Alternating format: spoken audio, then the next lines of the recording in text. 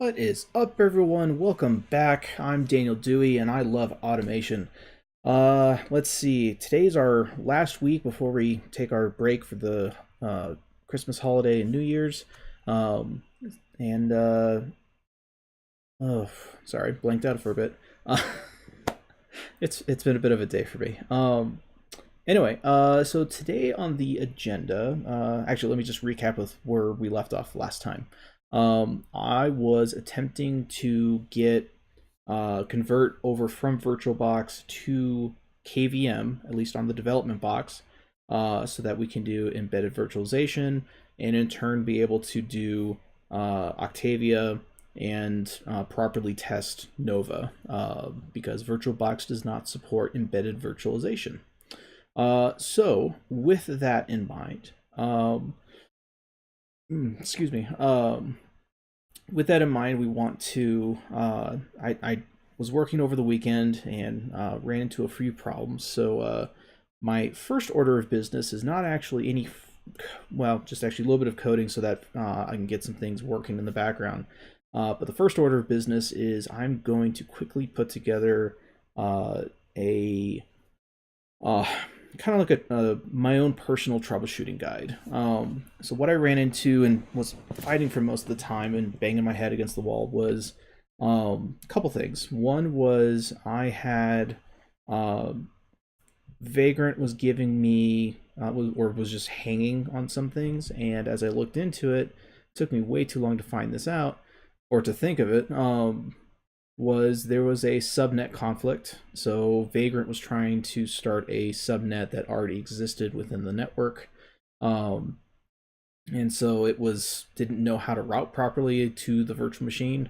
Um, and then on top of that, uh, the firewall was on. So lessons learned and ones that I keep learning all too often. So thus the idea for my own personal troubleshooting guide, because I clearly can't seem to think of it when I need to. And so instead of hitting my head on the wall too many times, just kind of create my own personal troubleshooting guide so that as I experience more things and think of things that I keep running into, but I'm not thinking of on the off the top of my head, then I can resort to my troubleshooting guide. If it's there, that's great. If it's not, keep thinking, and then when I find it and I know, or I keep seeing this problem over and over again, and I keep just I'm not thinking of the right thing in that context, then put it in the troubleshooting guide. Um, so anyway, without further ado, let's go ahead and wrong one. That was my streaming workstation. All right. So first things first. As I mentioned, I actually want to fix this. I'm trying to get FreeIPA. I realized I forgot something, and so I need to get FreeIPA running in the background because it is slow. Domain name, do not do that. All right. Okay, let's go with that. Let's hopefully that'll get that going. Let's move into the side so we can watch them a bit. Let's open up Firefox. I'm gonna go ahead and put this in OneNote or my OneNote. All right, let me sorry, give me a moment while I log in.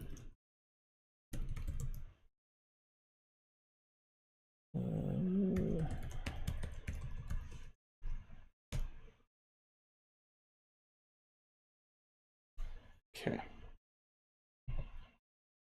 Uh-oh. Uh-oh. Could not connect. Why? Oh, wait, did I not have the right? Sorry. I think I forgot to fix this. Don't need that. And then that actually needs to be...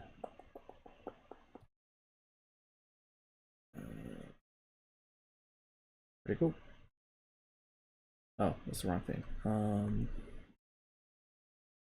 Here are too many windows.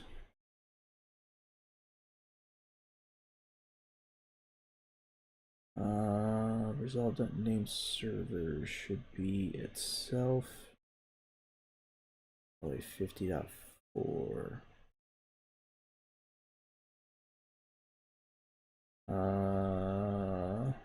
Sorry, I need to reference my. Really? I want to use it. Don't. What's going on?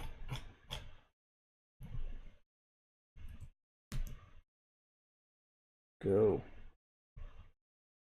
Ah, darn it.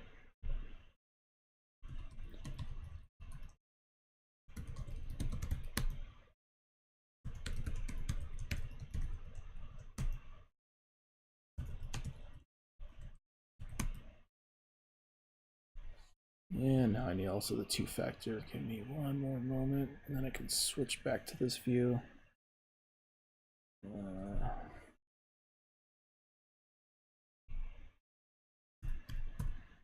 No, just changed. Dang it.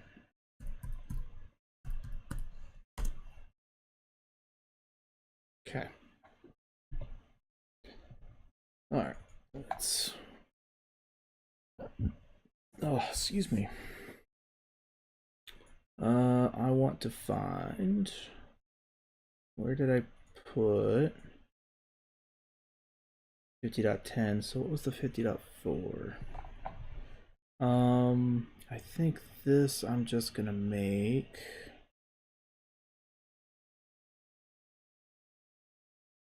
That's Keystone. Hold on. PA server. Let's get that working first. And let's make this 192.168 dot.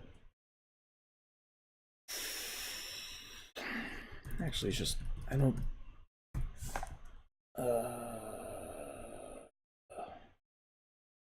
Oh, that's what that is. Oh, this is the automated bits corp role. Resolve name servers should just be. Oof. First off, this should be. No, I have to write. Why did I have. What was 50.4? And why was it there? Was that supposed to be itself? Just do that. Resolve net adapters. Okay. I'm probably gonna have to do some tweaking because some of this stuff was very specific to VirtualBox. I may have to undo some of that. Oh. Vagrant provision. Alright, hopefully that will run through and not interrupt so much. Or not, that's fine. Bye. No, what? 443 no route to host. This was exactly what I was talking about. I was running into a lot of this over the weekend where just little things kept getting in the way. Info, show me the Nix. Vagrant Libvert, Pulp server 0 routed network wait. Server 0.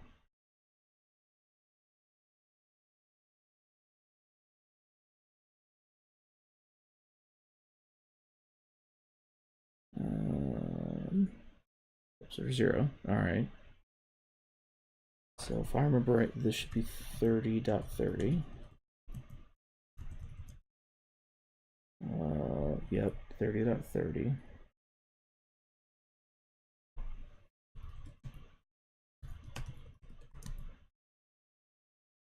Yeah, I didn't think so. Ah, darn it. This is a legitimate box, that's why. It's not the one that I created.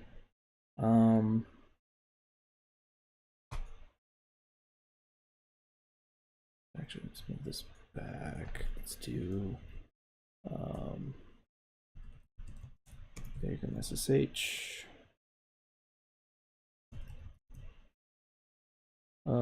30.31.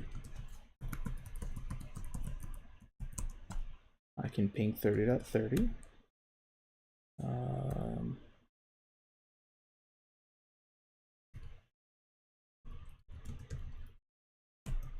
Let me verify that the firewall didn't turn back on.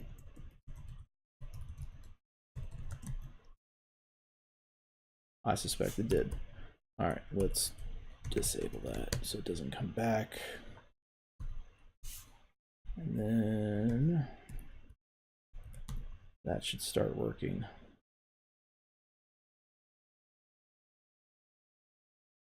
There we go. All right. Like I said, little bitty things.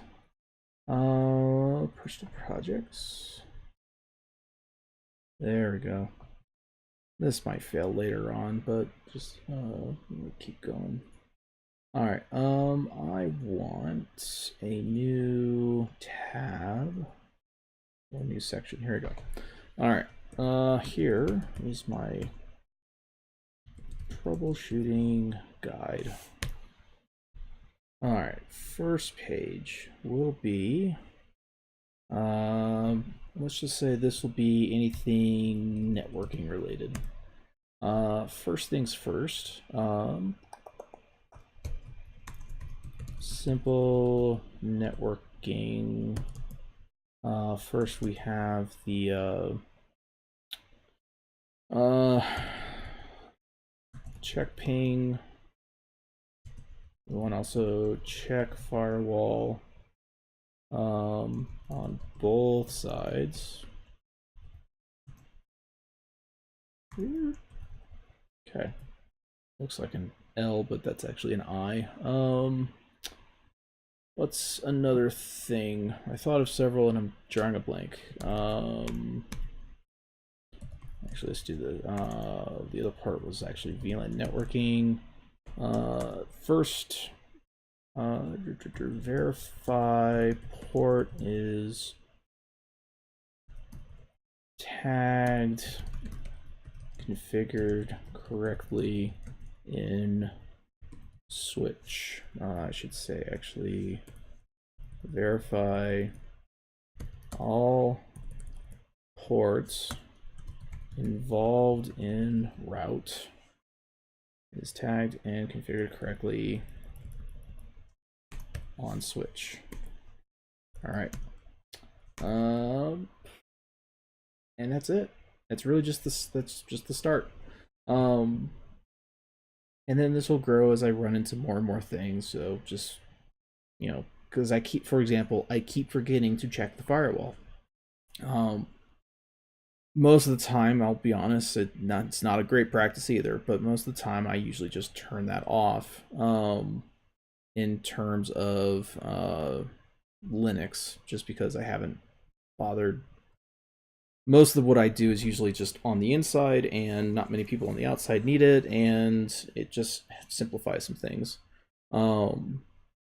Again, that's not the best practice, but it helps during development, which is usually what I'm doing. And then of course check the ping, make sure it can get all the way through, but there's no guarantee necessarily that the ping some security practices will be, oh, you have we run a uber secure, ergo you cannot actually respond to any pings whatsoever. Excuse me. Which, that's an opinion. It's a fair opinion, but it's an opinion as to how effective it is. But it is still an environment you can work in, you could be working in. So this may not always work out, but it's a good way to verify that things are routing. Oh, there's actually another one. 3 verify the default gateway. I've messed that one up a couple times. Yeah, I think it's about it for now. Oh, excuse me.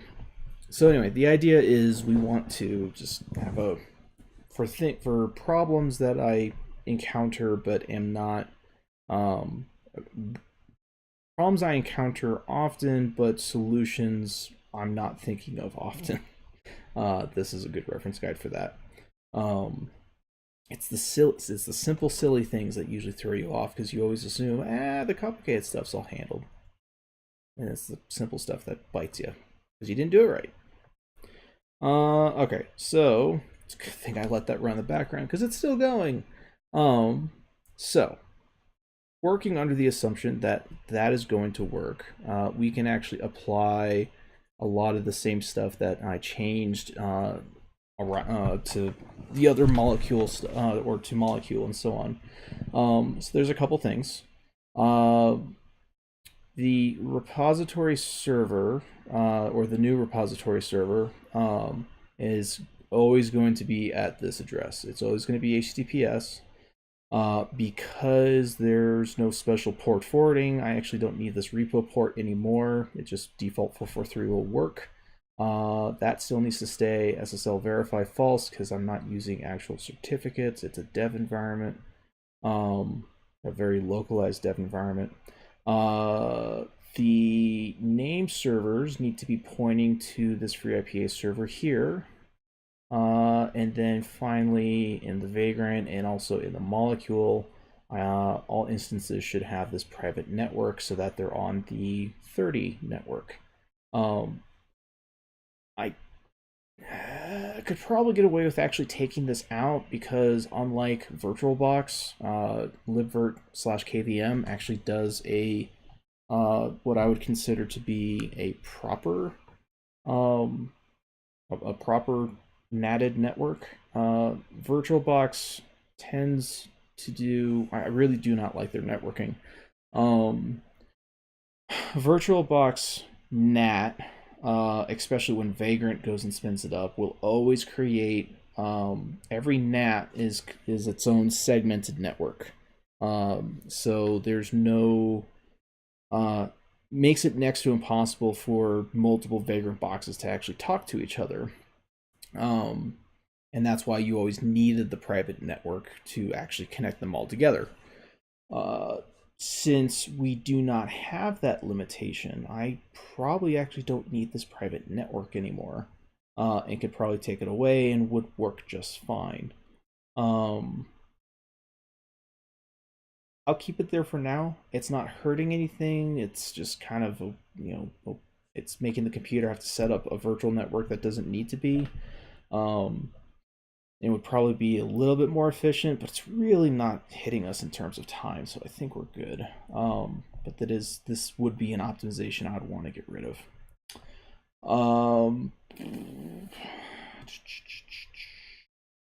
So yeah, let's go and get molecule configured for this, and then the other thing that we'll want to do once we have propagated those changes will be to figure out how in molecule to forward for IPAs up.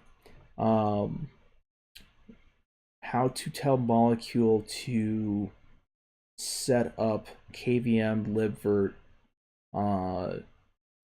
which in turn will set up the virtual machine for embedded virtualization. So that will probably be the primary focus of today's episode. My goal is still, let me just go over that real quick. My goal is still to try and get everything deployed by the end of the year. So my hope is that if I can at least get the embedded virtualization done tonight, tomorrow I can work on Ansiblizing Octavia. Most of that is already set up downstairs. I took notes, so I just gotta Ansibilize it, and into Molecule, and then redeploy stuff downstairs. We'll see. I'm kind of pushing the envelope of time a little bit. We'll see. So with the idea that I'm behind, let's go ahead and try to dig right into it. So the first thing I want to do is actually modify Keystone here as my way of verifying Molecule is working with the new setup. So let's just go ahead and do that. So Molecule, I believe I already got this working with the FreeIPA molecule, very basic wise. So Vagrant, libvirt, the same. This box is okay. Pulp needs. I needed to create my own special pulp server box, mainly just to get LVM on there because I need to add I needed to add additional storage. Because 40 gigs ain't enough for pulp, especially with the 5 repos I'm cloning out. Gave it its own network. We just specified a hard IP address, which is fine, 3032, so we're not colliding with the FreeIPA server or the pulp because they're 30 and 31. This is something to watch out for. Actually, am I ever going to run multiple molecules at once? No. So here's what I'm going to do. I'm just going to put you at the very end. My idea is that, so keep in mind, I've got 2 structures going on. I've got pure Ansible development that's handled by Molecule, which in turn controls Vagrant in kind of its own workspace. And then where FreeIPA server and Vagrant is running is, FreeIPA and Pulp is running is a Vagrant kind of pseudo, I wouldn't call it a namespace, but it's on the same network, but it's logically segmented as far as as far as what's running where. So anything running inside, so actually let me show this. Anything running inside projects, so I've got projects Ansible and projects Vagrant. Anything running inside Vagrant, and these were mostly tests, but the big ones is FreeIPA server and Pulp server. Anything inside Vagrant is meant to be more of a persistent services useful for development. So for example, the Pulp server is there so that I have a always available cached RPM repo. So if I'm ever off the internet, I'm good. And that's probably going to be up all the time. FreeIPA is the same way to verify that things are constantly logging or registering and with FreeIPA, and especially when I come in and like one thing down the road as part of Octavia is the Barbican. I'm going to need to be able to customize Barbican to talk and communicate with the FreeIPA server, and that's what this guy's going to be. He's going to be my home base on working with that development. So that's the logical separation. All right. So because this is more development purposes, there's really only going to be one molecule box running at a time. I can put them at the end of the subnet and everything should be a-okay, but they will still leverage services over here in Vagrant land. So resolve will be 3031. There's our DNS servers.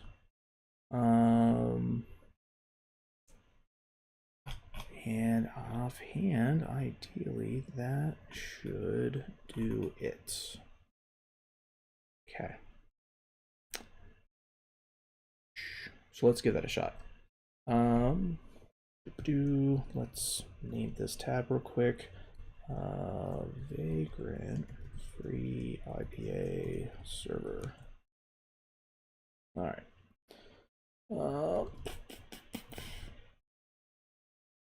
Let's get out. There. Okay. Oh, I closed it. Darn it. I didn't want to do that. Let's get that back.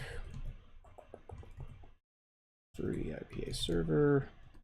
Let's just source it so it's always there. Okay. All right. So, oh, and I got to rename the tab again. Vagrant free IPA dash server. And let's bring this back over to Ansible. We are in OpenStack and we are in Keystone. Let's do molecule, no stack, Keystone. Good enough. And we have that open. You shouldn't need that anymore. That's Keystone for API server. We want this for reference. I think we should be fine here. And we want this guy. Let's close that for now. Okay. Doot. Doot. All right. Oh. So I was just gonna go ahead. Oh, I was verifying liver. Yada. Okay. All right. Molecule convert. Nope. I need a source. Molecule converge. And we should see. Yep, there we go. I may need.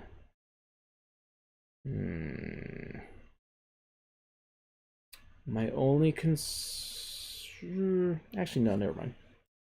I was about to say my only concern is that if KVM, or sorry, if Molecule spins up another box, you're going to have a name conflict in the, what KVM calls the domain names, which is not at all confusing for networking. But the idea is, since again, I'm only supposed to be running one Molecule project at a time, I should not have that conflict. And then any additional hosts should already be inheriting different names.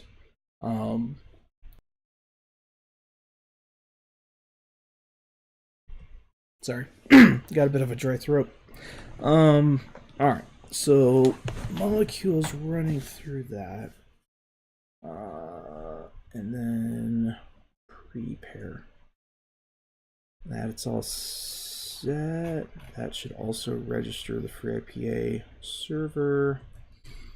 Once I verify that this works with the new changes, I want to push these changes. I want to take these changes and move them over to the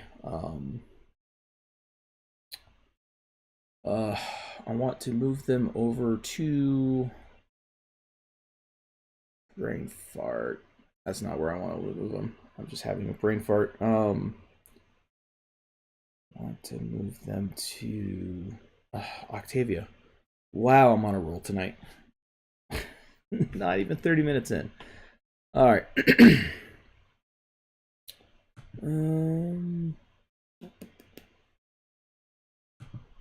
Okay, sorry, just verify a few things while I wait for that to spin up.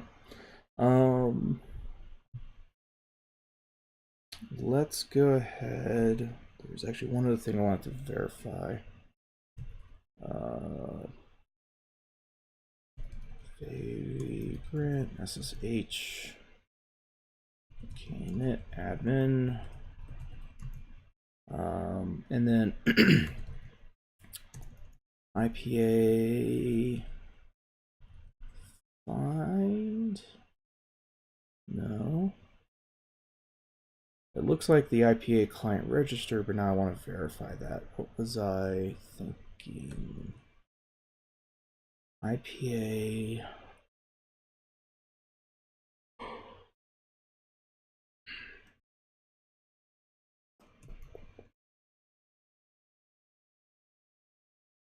I'm drawing a blank. I had this. And now I've forgotten what my command line is in order to do IPA queries. All right, let's look it up. Free IPA find, actually, lists all hosts. Just IPA. Host dash find. There we go. All right, cool. Here's our IPA and DNS server, and here's our special client. All right. One thing I really probably should do at some point is have the molecule you can specify destroy playbooks. I should probably actually have it just decom the. I should probably put in a thing in there to auto deregister it from the IPA server. Otherwise, I got to keep destroying it by hand. All right, so it looks like Keystone actually ran just fine with those changes, which is beautiful. That is great. All right. Okay. So we verified the changes. Don't need that. Still need that. Excuse me. Okay. Host dash del client dash one dot test dot int. Cool. All right. Molecule destroy. And then okay, next is, did I ever create, embedded virtualization. That's the next step. We want to first go to Nova Compute, and here we can verify. We'll put the changes in, let it run, and then we can work on our embedded virtualization changes. All right, Vagrant, libvirt, YAML, memory's fine. I just want to take this instant raw config args, which is probably what I'm going to have to add to in order to get the proper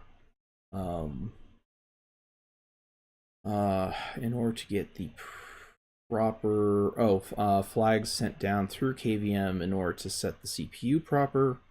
The CPU definition in KVM needs to be set a specific way to make sure that the virtualization flag is being passed down. And then the next step is having Ansible set up the OS so that we can have embedded virtualization. All right. I may have to, let me get this kicked off and then I'll step away, get a drink real quick because my throat is bothering me a little. Playbook. Oh, this is wrong. Actually, just take that and put that there. I honestly could just put the Ansible variable in there. Is that what I should do? Where did I have that? Here. Oh, I was specifying because the default's going to be somewhere else. But there is a way to define a specific interface. We'll do that later. I'm really just trying to push through and get these changes in. Let's take that. Oops. There. And then we need this one. And this one. IP client host name is client dash. Wait, what? That's no goo. Let me do this. Let's do molecule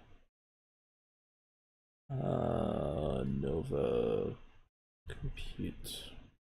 That will be the name of the host. Test.int is fine. Okay. And then actually this will need to come over and change that accordingly.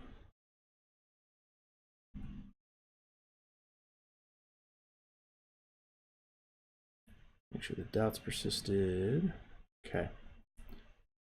And then this was standing up everything, right? Packages, SQL, MQ, Memcache, etcd, Keystone, Glance, Nova Controller. Let's be consistent with these. Okay. Oh, 52, 54. Oh, no, that's right. Glance Controller.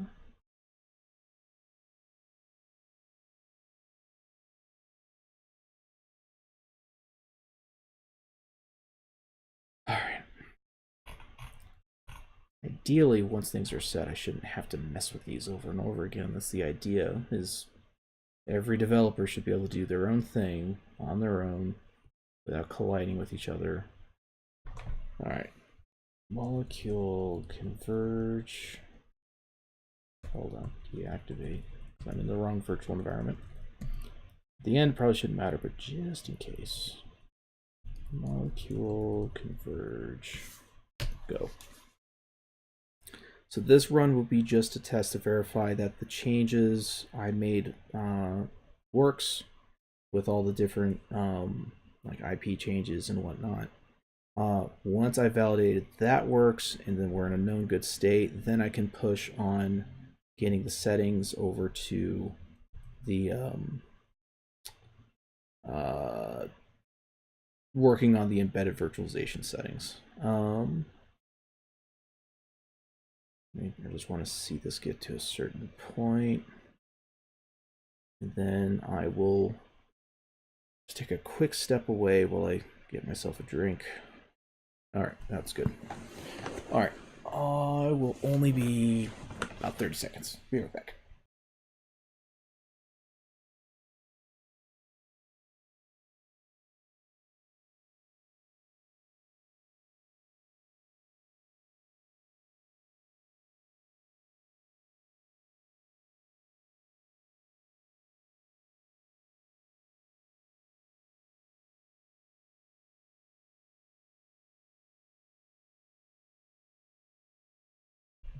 And I'm back.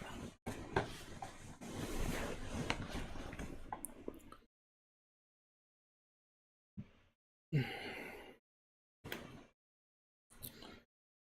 right.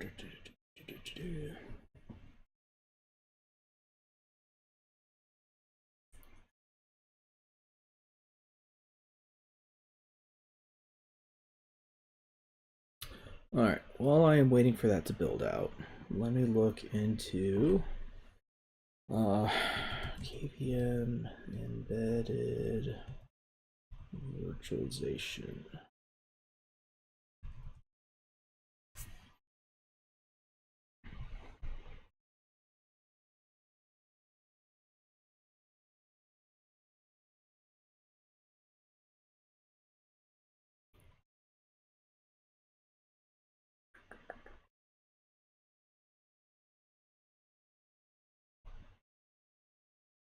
Ah, that's the name I'm looking for, nested virtualization.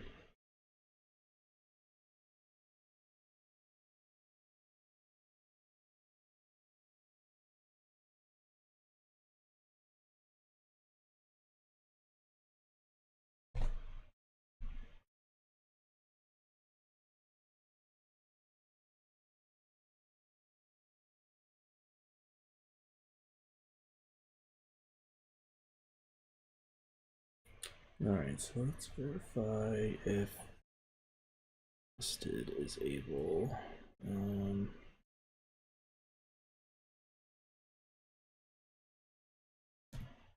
Yes, nested is enabled. Okay.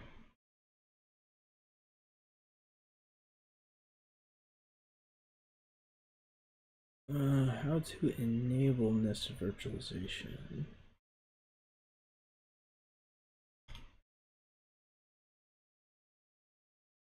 Okay, that's already enabled.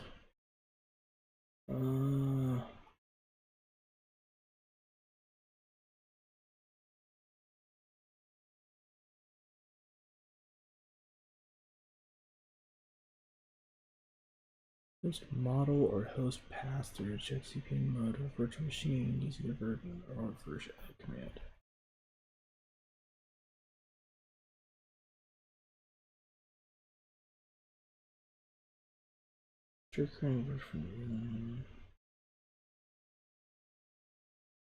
Wait. Now log into the director VM and run lscpu and lsmod command.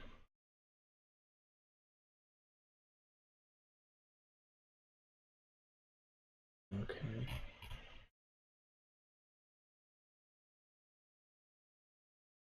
Alright, so let's pull up documentation to make sure, see how I can get Molecule to pass that through.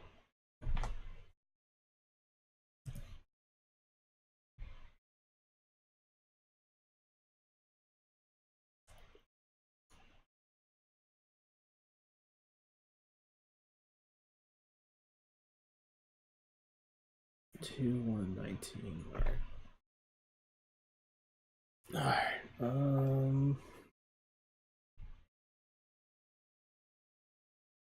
Configuration.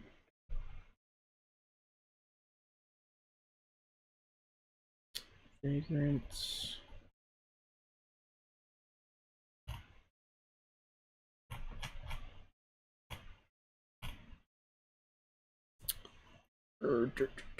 Driver. Vagrant and C.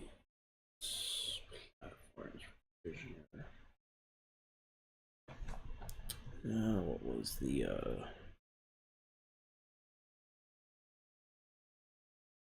spider? That's what it was.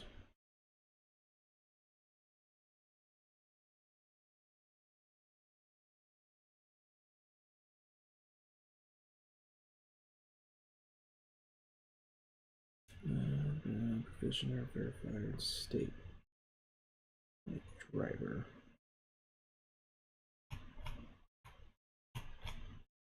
Docker, EC2, GCE, LXC, LXD, OpenStack, Vagrant. I'll just do it.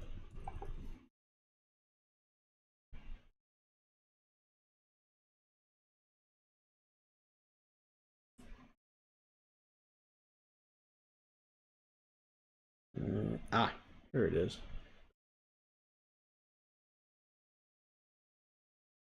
Spider raw config args.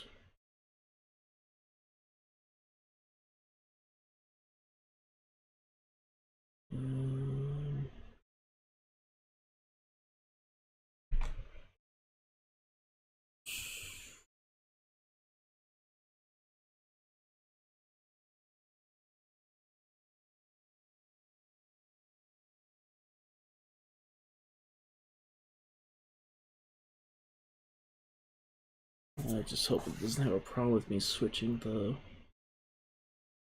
quotes. Yeah.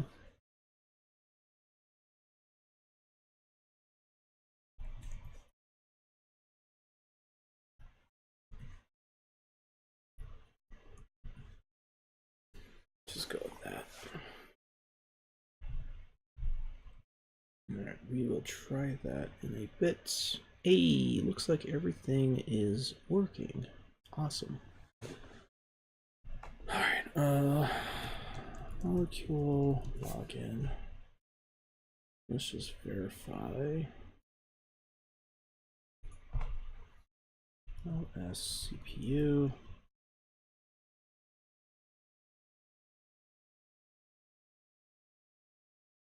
Hypervisor vendor KVM virtualization VT-X.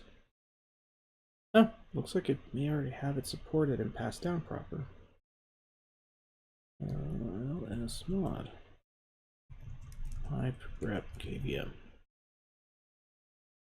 KVM Intel.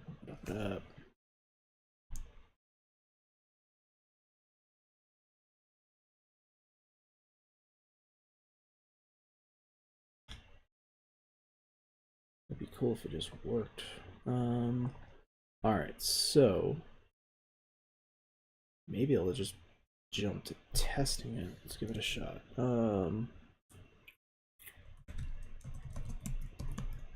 There it is. Source, open RC.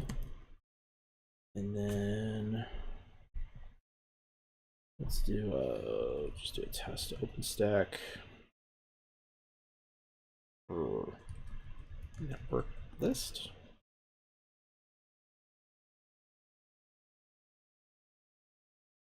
Internal server error. Why? Did do Neutron, right? Is that part of the Neutron's not here.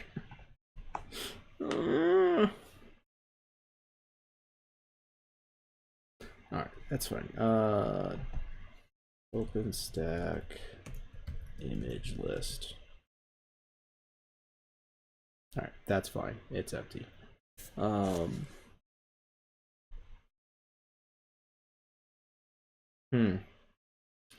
just a little surprised at myself that I would do Nova Compute without putting Neutron in, because you can't spin up, you can't validate stuff without the network. Alright, that's relatively easy to fix. So let's fix it. Alright, so first off,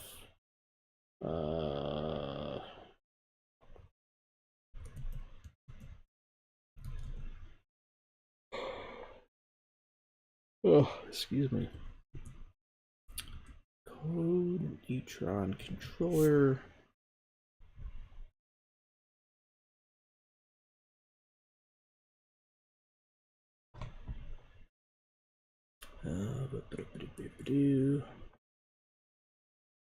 Alright, just close.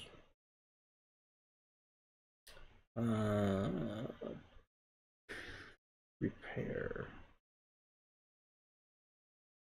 Oh, that's what I did.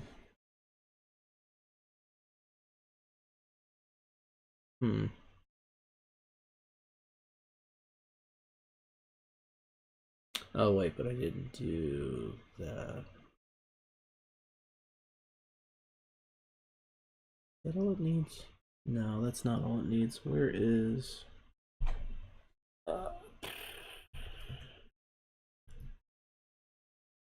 yeah, still won't answer. That's what I want.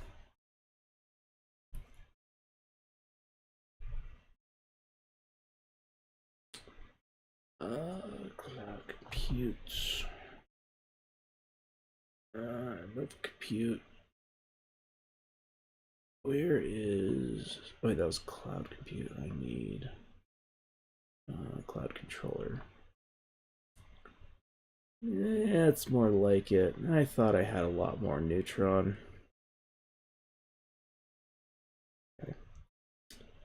Let's pull you over to here.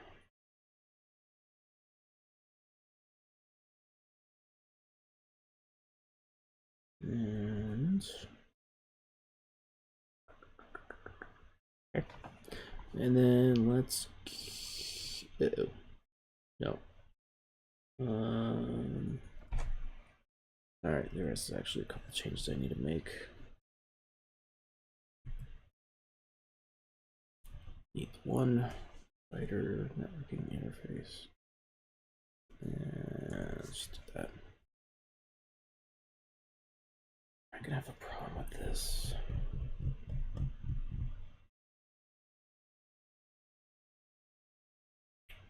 I hope not. Enable provider VLANs. It's false.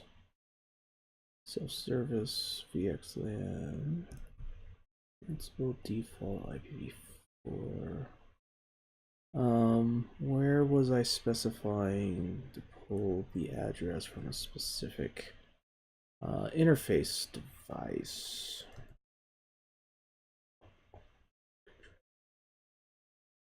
Thought I had it somewhere.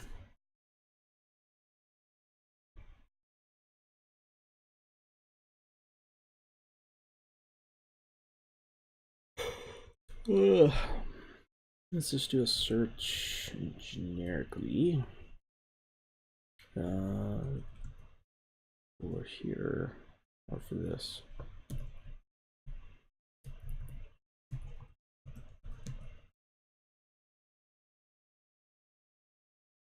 I really should tell this thing to start ignoring the venv directory. I can never keep this straight. Is it ignore or oh, it's exclude? Excluder venv. That looks better. All right.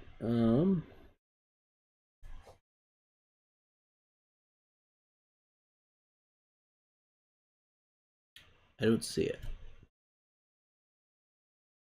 Oh, actually, let's do.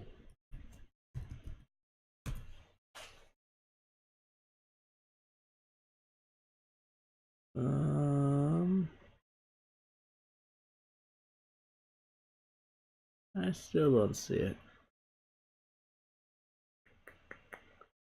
I may have removed the only instance of that. All right, let's just look it up.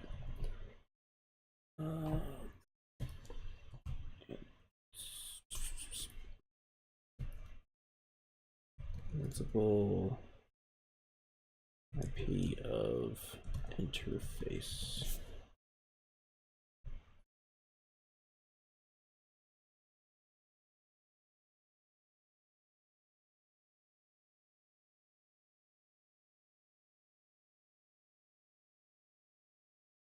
Nope.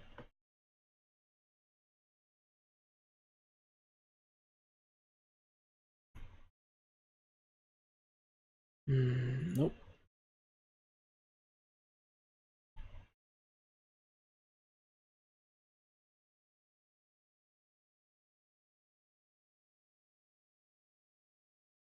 There. Ansible underscore interface dot IPv4. Okay. This guy.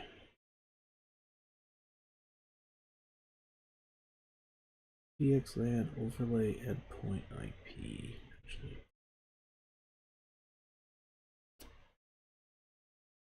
Oop, oop.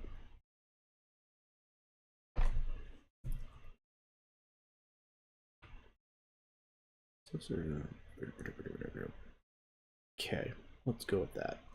Networking probably won't work. But we'll try it anyway.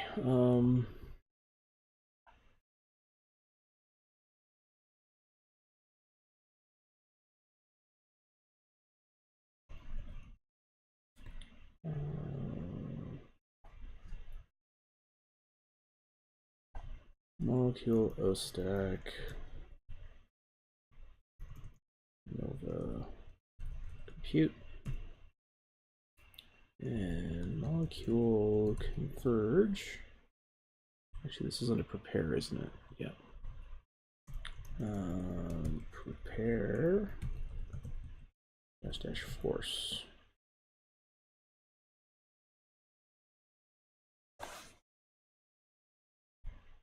And then was there anything, did I do anything specific with compute to accommodate for network? Neutron controller host.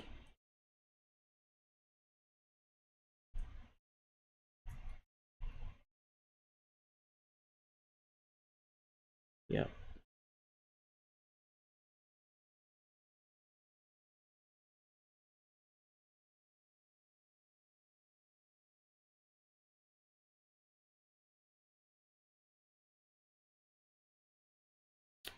Neutron.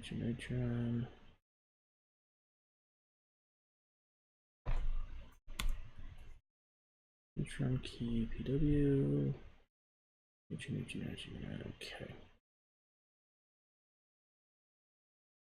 That should be it.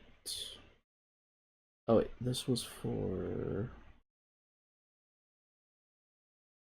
Ew, there's no Nova Compute in here. Oh no, because it is the compute. Duh. Alright, so actually these need to be here.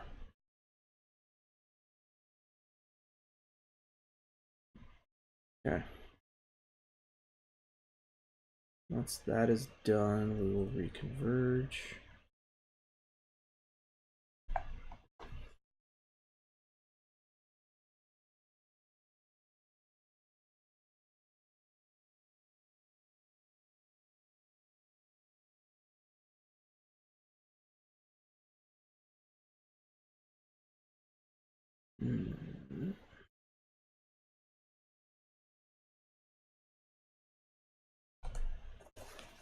Okay.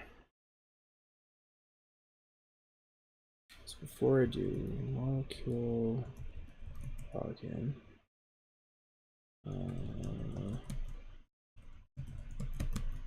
okay, and then stack network list. Although it just came up, so it may not. Oop, we didn't crash out. Cool. All right, that's a good step. Let's do the converge.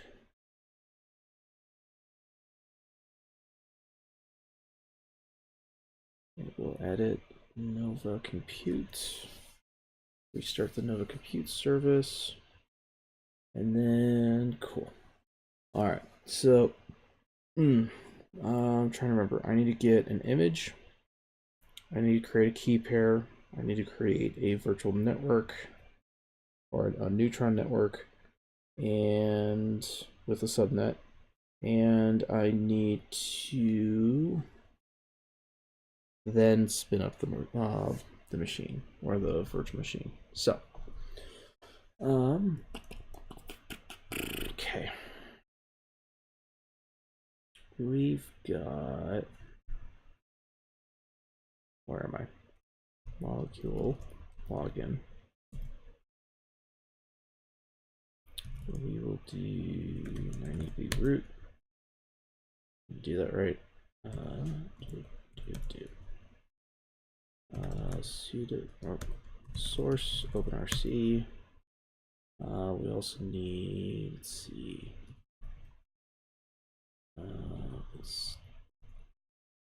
docs.open stack.org. We are in Queens. Oh god. Stein is under development. Alright, solution guys, I want to just go to the verify for this stuff. So we've got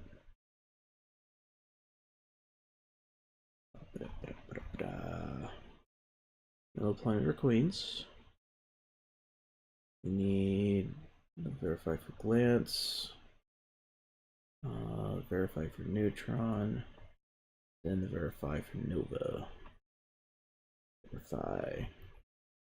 That's the main thing I'm looking for, the link to the Syros image.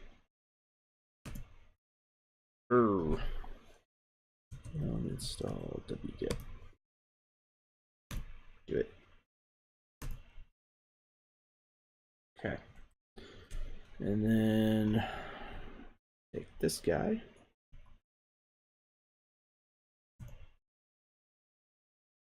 Cool. Image is there. And we can do our OpenStack image list. There we go. All right, so now let's create our network. Thought this was supposed to be the verify. Let's just do a provider network. Keep it simple. Or just not. Let's just check here. Verify operation.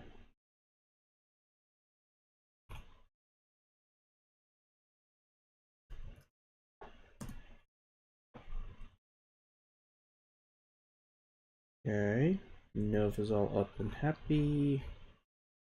Image list, status, upgrade check. That's not a good verification. Well, it's actually might be good enough for a verification, but not what I want.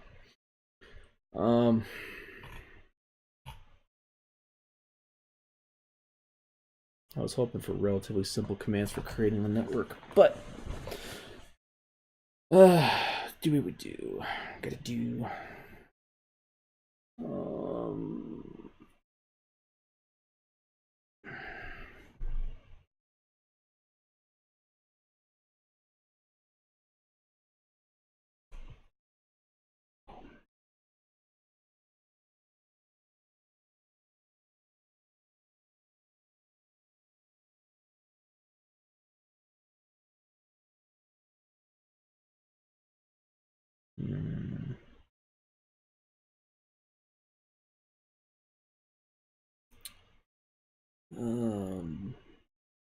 Actually, I might still have the history on my machine downstairs.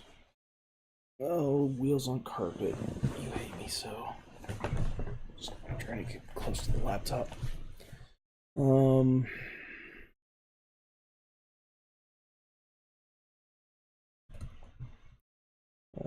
Let's just say H2 cumulonimbus.asgard.int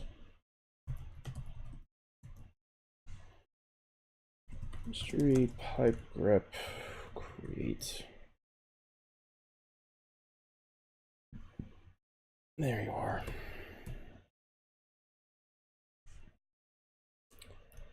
OpenStack network create. Let's define this. Bring this down a little. There we go. It's a little better. And we just need to accommodate the fact that we do not have a VLAN, which is fine. Not what we're testing here.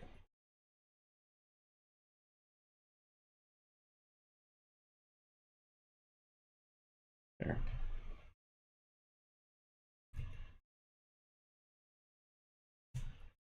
Let's just call it provider.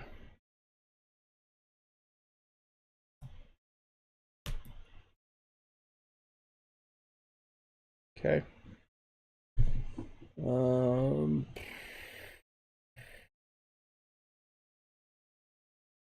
and subnet.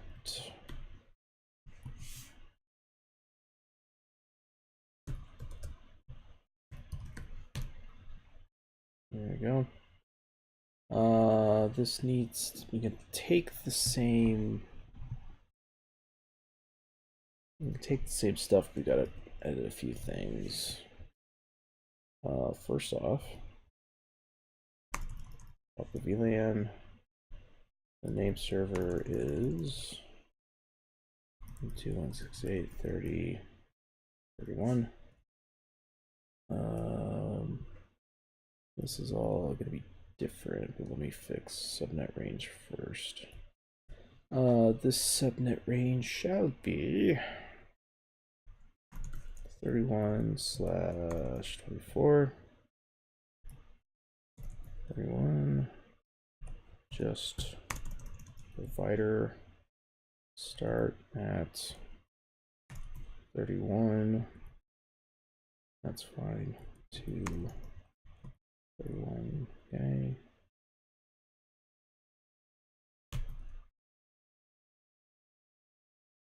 Cool. All right, subnet is created. Now we get to the good stuff. We need create We need to do a test server create.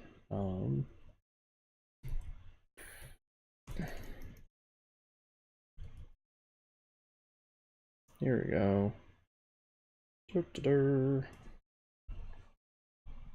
All right, let's take this and again modify a few things.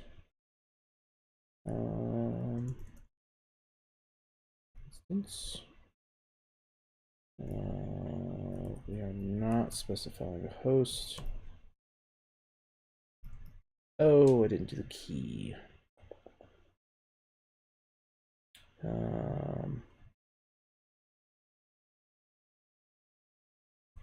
Instead, generate key pair.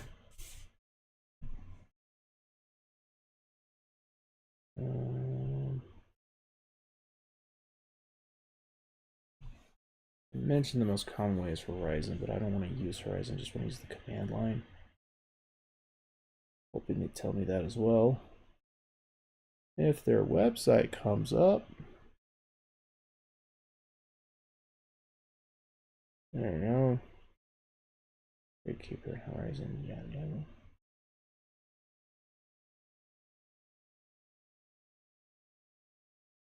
Huh, okay.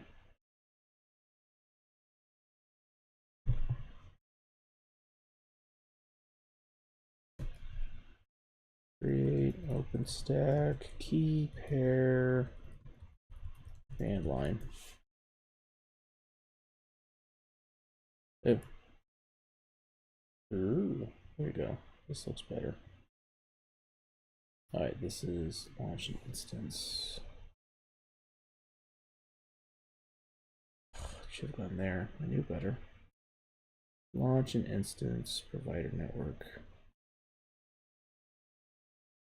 Image list, network list, security group list, launch the instance, server create, yada yada. Generate a key pair. Oh, I didn't even add a flavor. I even forgot that one. All right, I'll just close these up.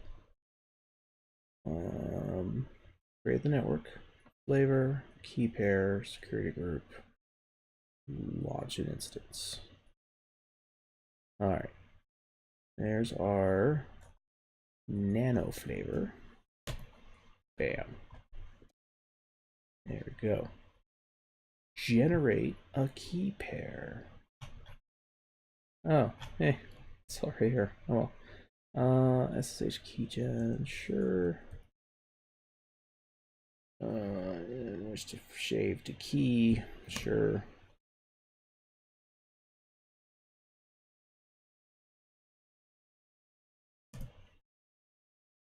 Okay.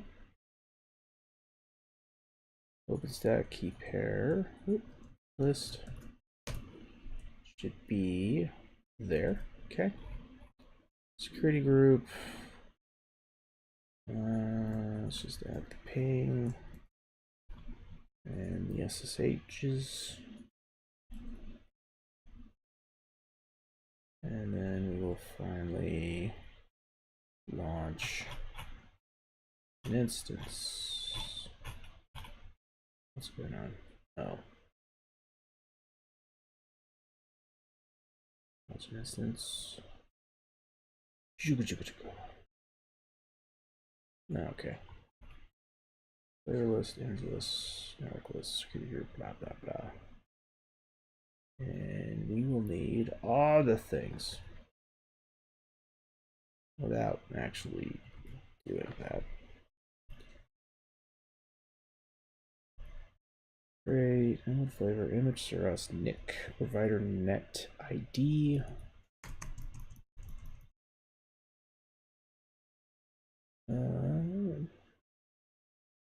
Security group, flavor, subnet, network. ID is this guy. Bam. Security group default, K. Go.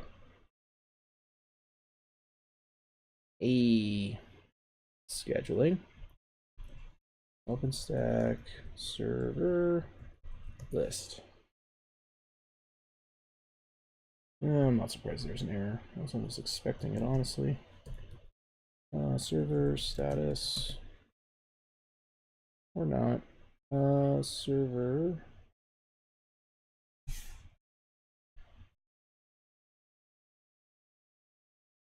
Backup, create, delete, dump. Group, image, list, migrate, move, rescue, resize, restore, resume, set, show.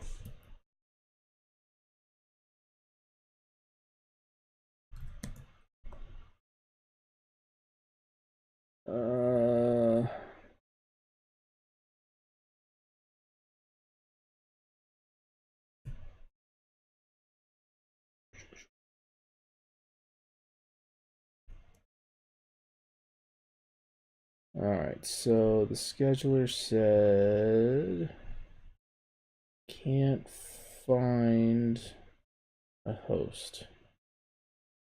Okay. Bar log Nova Nova scheduler.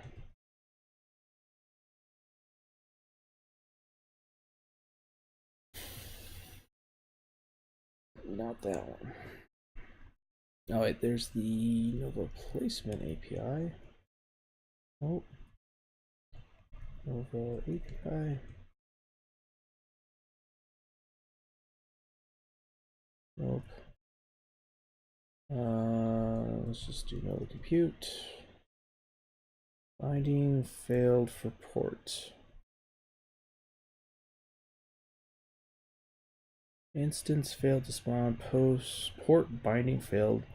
Binding failed for port. Blah. Please check neutron logs. Okay.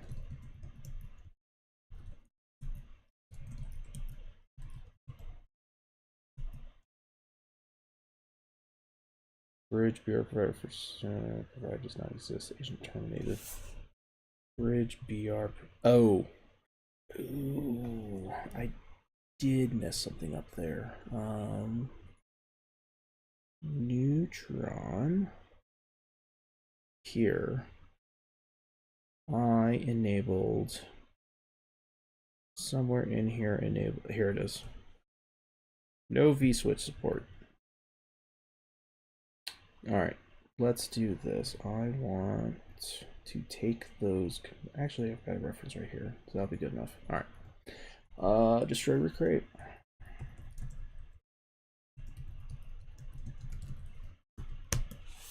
Reason being is I don't want to. Oh, hi HC Coder. How's it going? Hope you're enjoying. Oh, hope your day's going well. Mine's been it's been okay. So depends on the layer.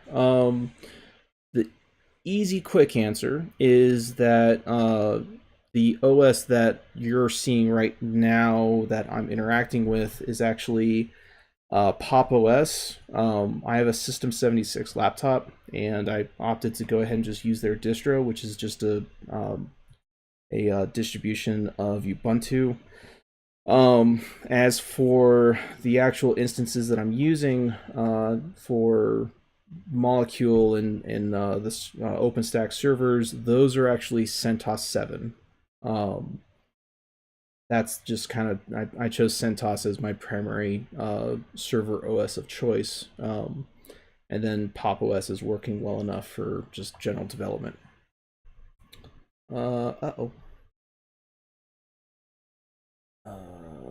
Okay, so destroyed, but it failed to create. Oh, where's that value? I added a value. This guy, that's why. Supermicro Dual Xeon 8180. Nice. Oh, 768 gigabytes of RAM. That is impressive, sir. Or ma'am. I will not presume gender. Wow. That's a lot of RAM.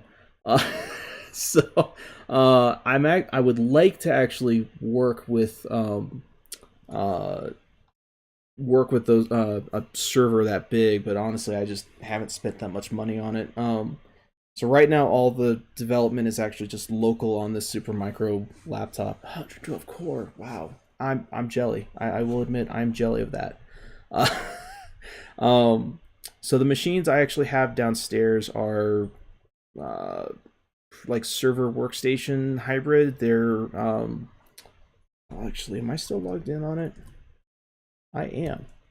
Intel SSD, nice choice. Um, sys.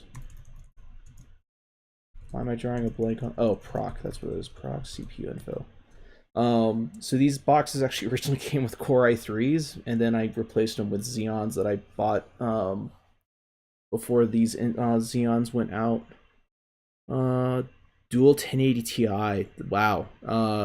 That would be one beefy machine learning server. That's nice. Um, I would love to. That's something I actually want to eventually do. So part of the setup I'm actually doing.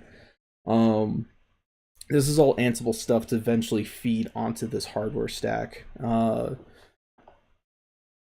Yep, using for AI. Yep, I expected as much with dual 1080s. So actually, the overall goal of this, actually, let me bring up. So I do actually have my own website where I'm not doing a great job out, admittedly, but uh, I do actually have a plan in place. So down in my basement, I have four um, HP Proliants and a FreeNAS server for central storage, mainly for Cinder. And then these four guys are all going to run OpenStack. One guy's going to be the controller. The other three are going to be computes. And then I'm going to put OpenShift Origin on top of that for effectively Kubernetes Enterprise. And then the plan is at some point. So now I have a virtualization service and a container service that I can use however I want. And if I add hosts and I add it to OpenStack, I can expand OpenShift at the same time. But the big goal is to eventually put some graphics cards down there and be able to actually start using them for machine learning. And I might actually play with like bringing the GPUs all the way up into OpenShift for use. I haven't decided on that one yet, but I don't have the cards, so I'm not in a big rush. You live in the USA? Yeah, I'm actually based in Colorado, um, mainly in the Denver area. Uh, but so yeah, that's the main infrastructure I'm trying to build. I've built it actually several times, but the main goal is to uh this time to have it all under version control so that I can destroy recreate as needed. 7049 GP TRT. Pull that up. 7049 GP TRT. Ooh, wow. For you. Uh,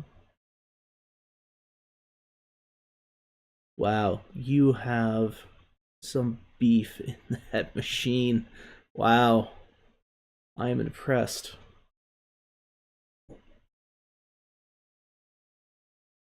Hmm. Oh yeah, there it is. Those are some pretty honking fans. VGA as normal, COM port. A lot of slots. Wow. Double width GPU. So 2, 4, 6, 8. And then wow. That's impressive. When did this come out? I haven't been keeping an eye on Supermicro all that much. Not I don't have anything on Supermicro, but I just haven't had my finger on their pulse. Ooh, that's a price tag, sir or ma'am. Sorry. uh, that's wow. Do you have that at home or do you have that at your work? I can see that I can see a company easily having that. Um, but honestly, some of the home lab stuff I see on the home lab subreddit, I don't put it past some people to actually have that at home. Um, I see some pretty impressive stuff on the home lab subreddit. Oh, okay. I'm sorry about that. I'm sure you'll find something soon.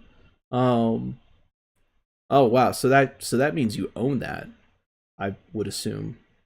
Wow. I would. I wonder how bad actually his through the that servers. I mean, I'm assuming you've got other things going on, or that might be your only one. So I'm kind of curious, how much power does this guy draw? Especially if you're running. How much do you use dual 1080 Ti's? Huh. That's that's quite the setup there.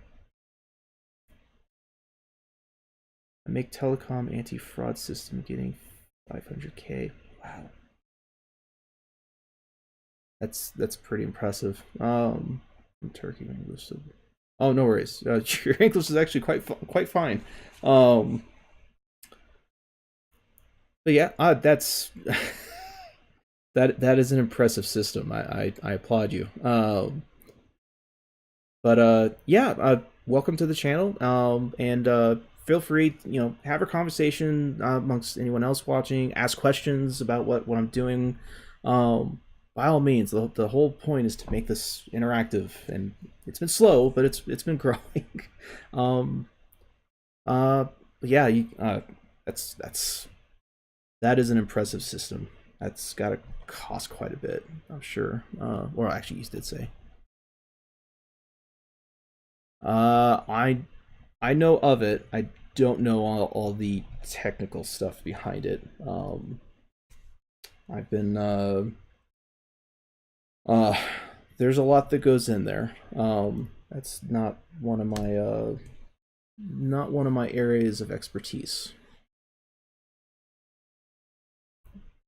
But I'm sure there's a lot of stuff they go check for.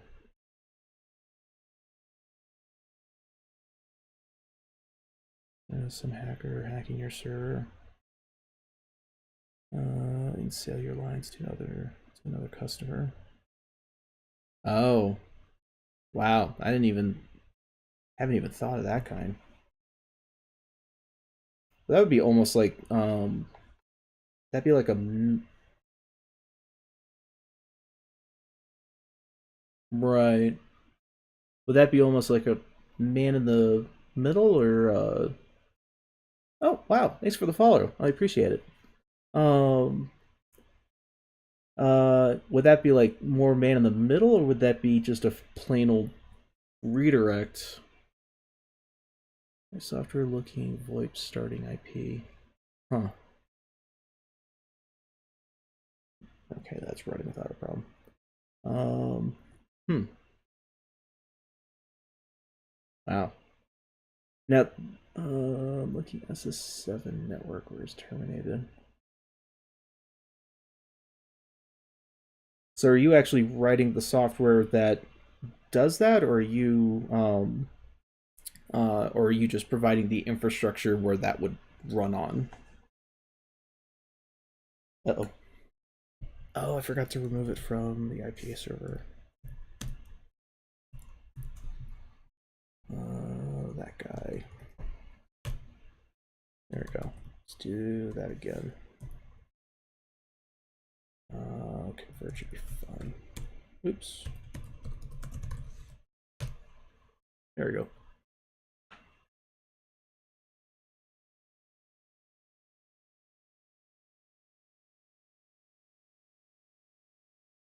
Living room. You have GSM or an LTE operator.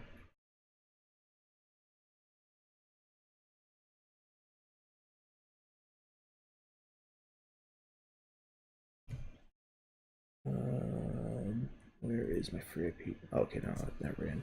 All right, cool. Token on paying your operator, then starting call.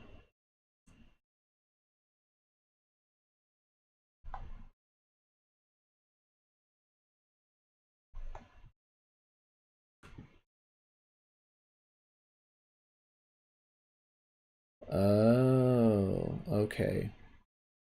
I think I'm starting to get a little bit of an idea what you're trying to explain. Install VoIP server in USA.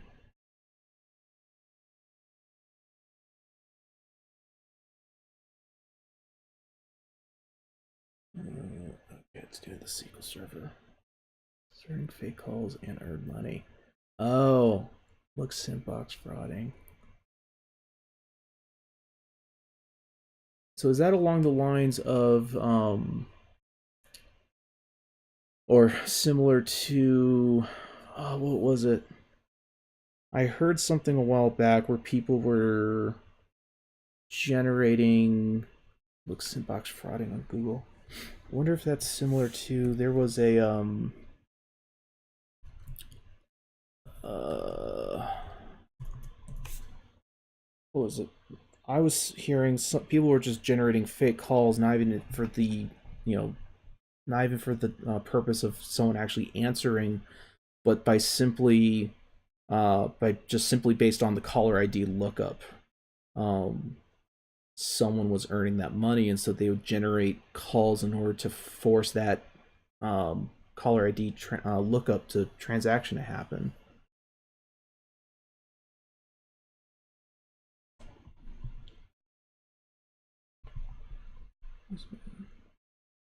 Oh, that's gonna be quite the read. Actually, no, not so much. It's one of the most prevalent frauds today across the industry. Some 3 billion calls made via the internet are sent to SIM boxes. Machines that have SIM cards, which redirect this illegal VoIP traffic on the mobile networks. Bypass the interconnect toll charging points to exploit the difference between the high. Thus avoiding payment of the official call termination fee. Oh. The first of these.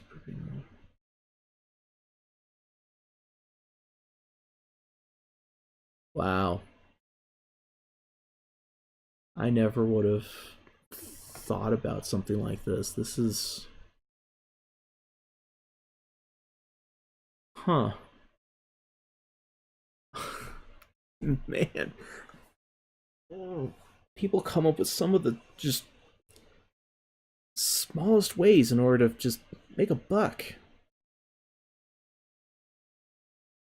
If you start sale of this software, you'll be rich. I would imagine so. Huh. I never would have thought of. Oh, like I said, it's amazing what people will do for a quick buck, or just a dollar. Oh, all right. That's building out Nova controller. Okay, that's going. Uh, I apologize ahead of time if I mess up this name. Master Muten Roshi. Muten Roshi. It's a good name. For some reason, it sounds familiar. Thanks for the follow. I really do appreciate it, and I hope you enjoy your time here. Feel free to ask questions or comments or whatever. Join the conversation, uh, and just have fun. uh, oh right, yeah. If they can generate enough, they can. Yep, currency exchange. That'll do it. Hmm. That's good to know. Thanks for that. Yeah, I'll have to. Kind of curious to read into that actually a little bit more. All right, so Nova is populating the database. $1,000 software engineer salary in Turkey.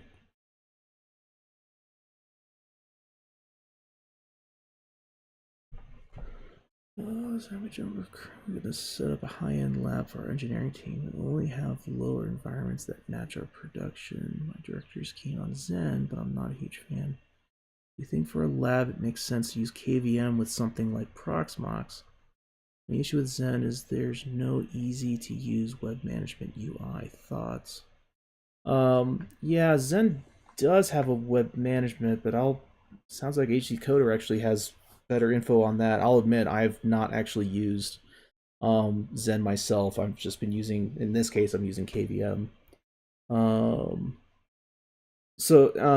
HG Coder, is there so yes, Citrix does it does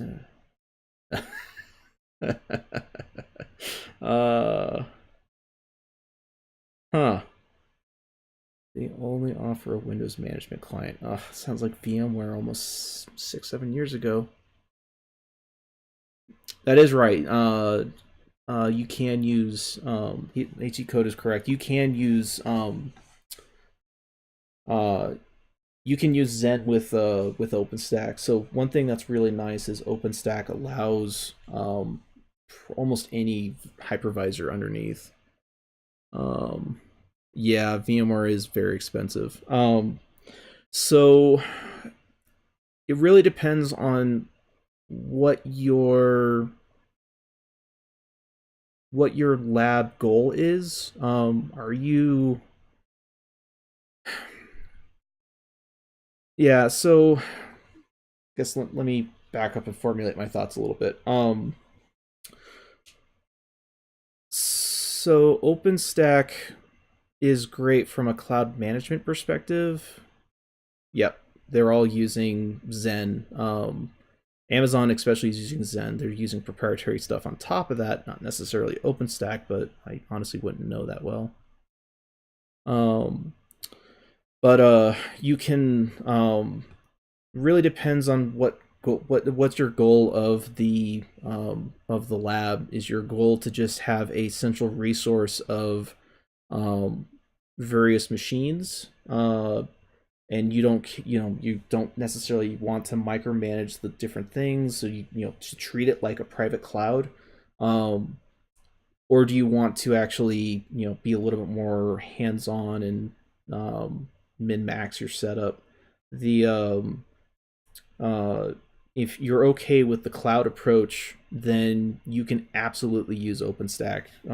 As HC Coder just put a link up, um, you can absolutely do have OpenStack sit on top of Zen and provide that abstraction layer so that you don't care where things sit or run or within the cluster. You just care that they're up and running. Um, and ideally make management a little bit easier. But if for whatever reason you want to micromanage that, as VMware tends to let you do, uh, then you can keep away from that layer and try to find something else. But I think as far as that abstraction layer and just forward thinking, OpenStack's kind of be the way to go in that. And it's a really nice interface. The unfortunately, I don't really have it up right now. But the nice thing is that the same setup and same logic and principles that you use for deploying on AWS, GCE, even Microsoft Azure, um, it just it works the same, and now it's inside your lab. Um, but yeah, definitely check that out. Would highly recommend it. Yeah, having something similar would be great. Yeah, I'm a huge push for cloud. There's very few reasons not to at this point.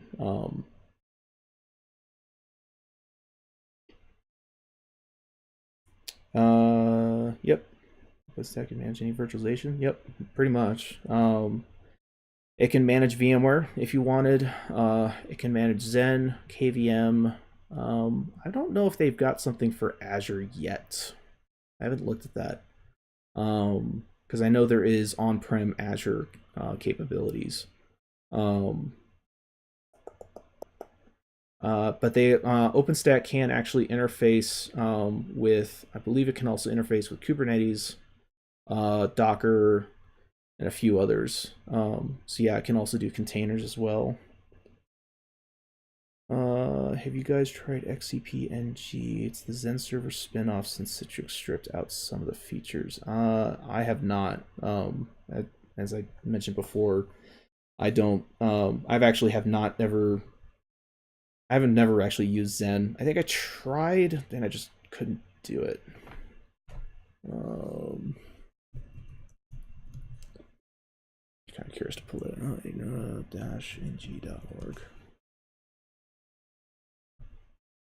Turnkey open source hub provider based on Zen servers, result in awesome. Huh. That's interesting. Go away. For testing you can use, but I'll never use that.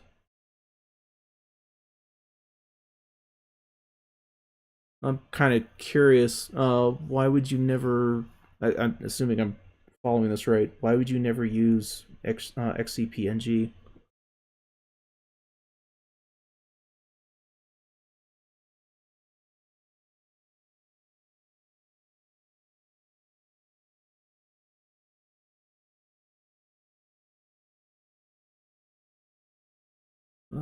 Okay, so I was I was testing.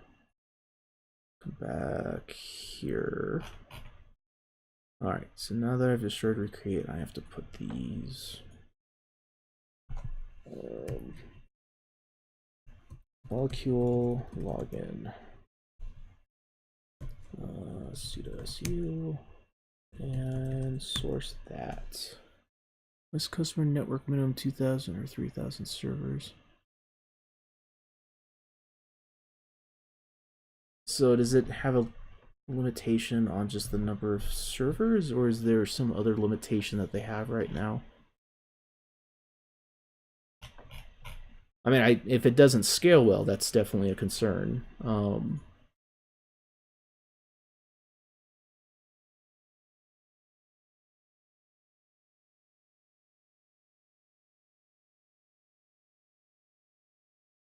It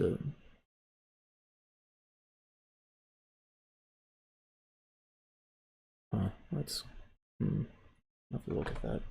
All right. I need to recreate this stuff and see if I can get a VM running embedded or nested.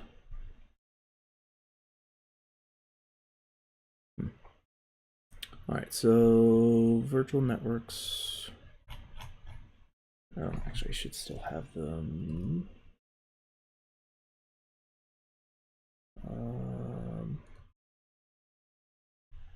Oh, I logged out. That's why. All right. OpenStack, network, create, sure, share. At the end of the day, it probably doesn't really matter. External provider, physical network is just provider. Oh wait. Yeah. Provider, network type, flat provider. Oh, now that I think about it, actually, I don't think I actually explained what I'm actually doing right now. In case you don't know, so what I'm doing is I am Ansible. I'm using, or I'm writing. I know it already exists, but I'm writing my own Ansible for deploying OpenStack.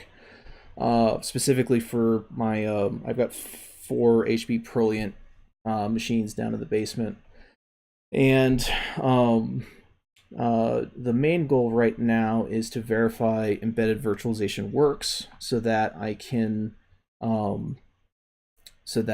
propagate that up and work on the Ansible for Octavia, which is OpenStack's load balancer as a service. So that's my main goal right now, is try to verify that I can get nested virtualization running proper. And then once I've gotten that to work and repeatable, then I can work on the Ansible role for Octavia. And then once I've got Octavia written, I can actually work on. It definitely won't happen tonight, but the plan is to eventually redeploy my OpenStack down in the basement, and then put OpenShift on top of that. And OpenShift effectively is Kubernetes made for the enterprise by Red Hat, or OKD as its upstream is called, and it can take advantage of once OpenShift is deployed on OpenStack and you've told it, hey, you're on OpenStack, it will integrate directly into Cinder, which is OpenStack's block storage, and as well as Octavia. And then at that point, the goal is, as a demo, deploy Plex, which is just a simple media server, simple media server service. And then, but this would be Plex is the quickest way to visually show that all of these services are working and working proper. So that's the plan right now. That's currently what I'm doing. So right now I'm trying to see if I can get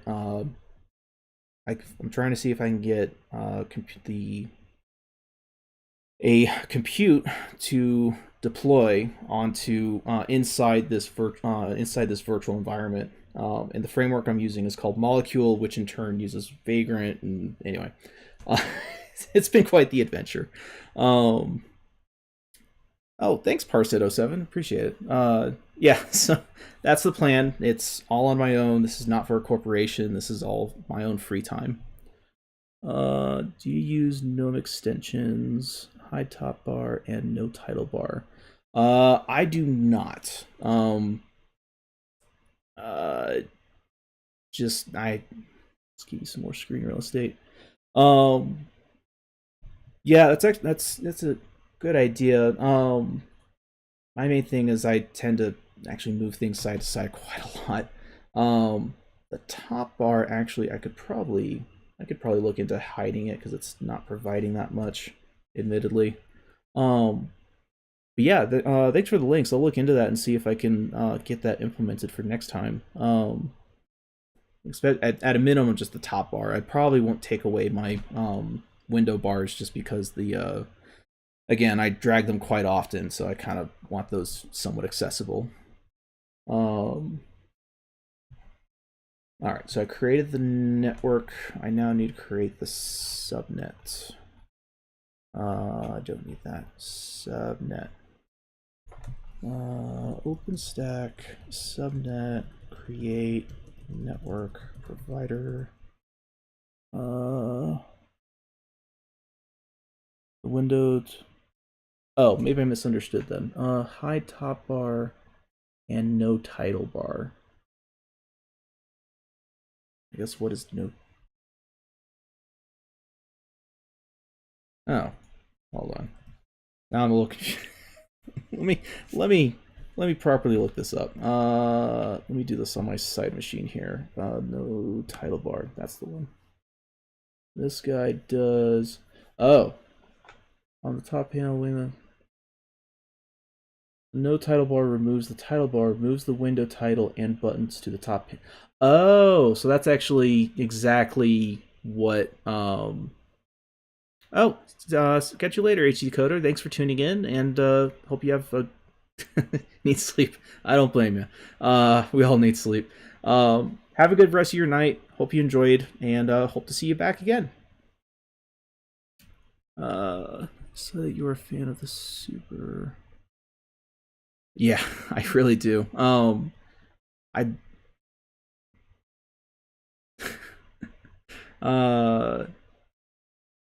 yeah, don't let her wait. That's never let a girlfriend wait. Let's see. Yeah, I'm a huge fan of the super shortcuts. Honestly, I would prefer to do a tiling workspace. I've just kind of kept my customization of this a little. I've just kept kind of. Bye, HE Coder. Have a good night. I've kept my customization relatively low. Simply because I just kind of. I got this laptop and then I just did terminal customizations and nothing more than that. I'm still not entirely sure if I want to stay on GNOME. I'm kind of more of a fan of tiling.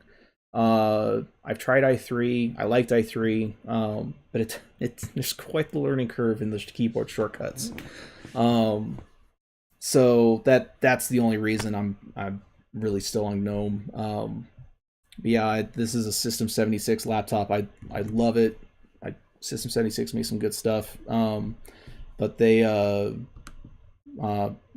do tend to, they just default to GNOME, and I just haven't gone around to customizing it yet.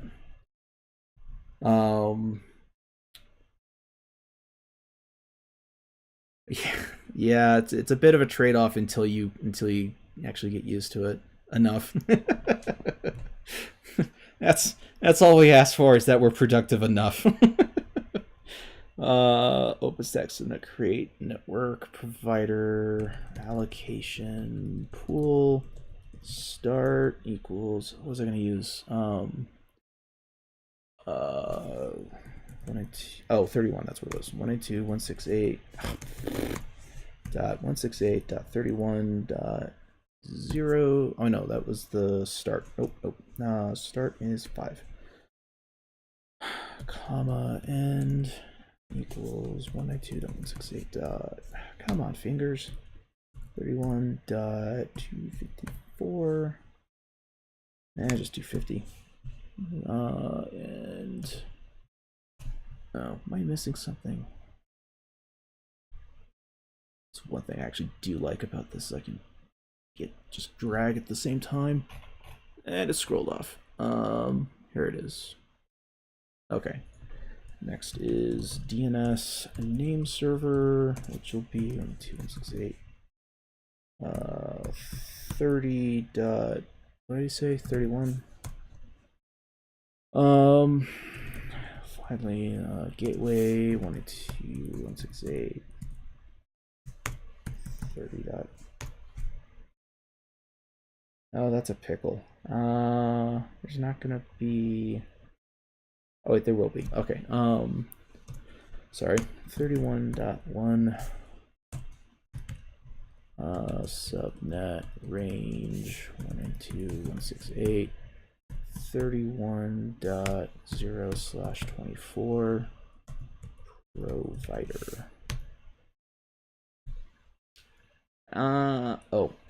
Might help if I actually spelled things correctly. Allocation pool. Oh, wait, what? What am I doing? What am I doing wrong? How do you access the DNS from other subnet? In this particular case, it probably won't actually work. But the reason why I'm less concerned about it is I'm just trying to get the nested virtualization to work. NAT or routing. Neither. I'm trying to think. I actually have a relatively quick way I might be able to show this of what's going on conceptually. Give me just a sec, and I can do a quick whiteboard. Come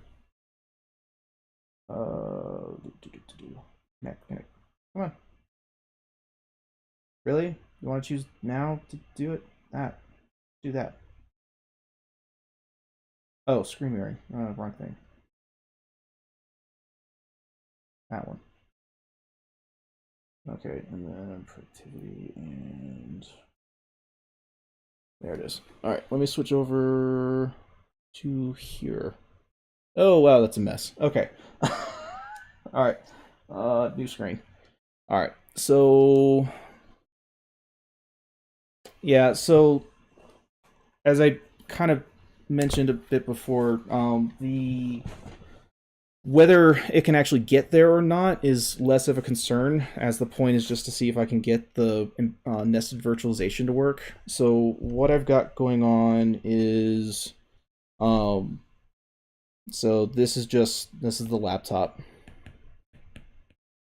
and then I've got, and it's just layers on top. So pretty much I'm gonna have, pretty much there's my, this is libvirt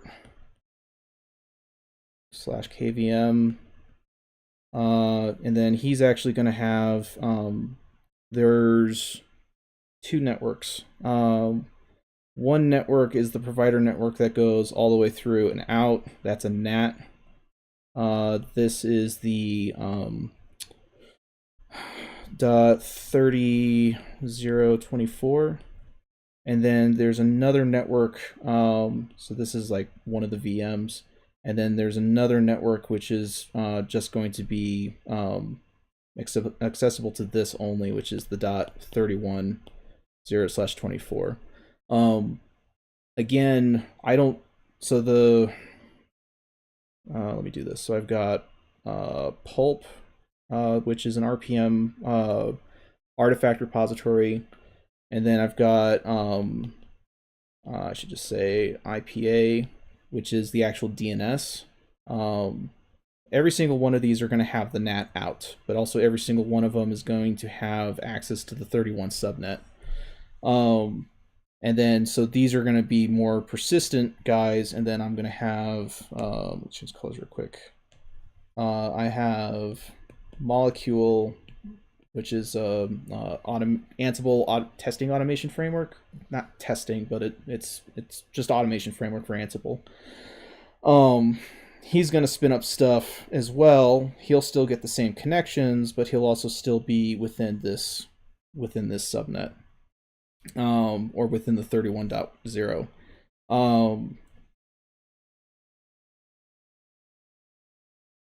They won't see this, despite the fact he's on there, just because I'm not telling them about it. But I'm not testing DNS. I'm just testing to see. My main goal is to make sure these guys run inside. Well, actually, is there undo? There should be an undo. Here's my undo. That's not entirely true. Yet another color. Inside here, inside these guys are actually going to be additional VMs. That's the test I want. Is to verify that these guys are working. I'm less concerned about connectivity, more concerned just getting that. I will have to worry about connectivity later, but I'm going to need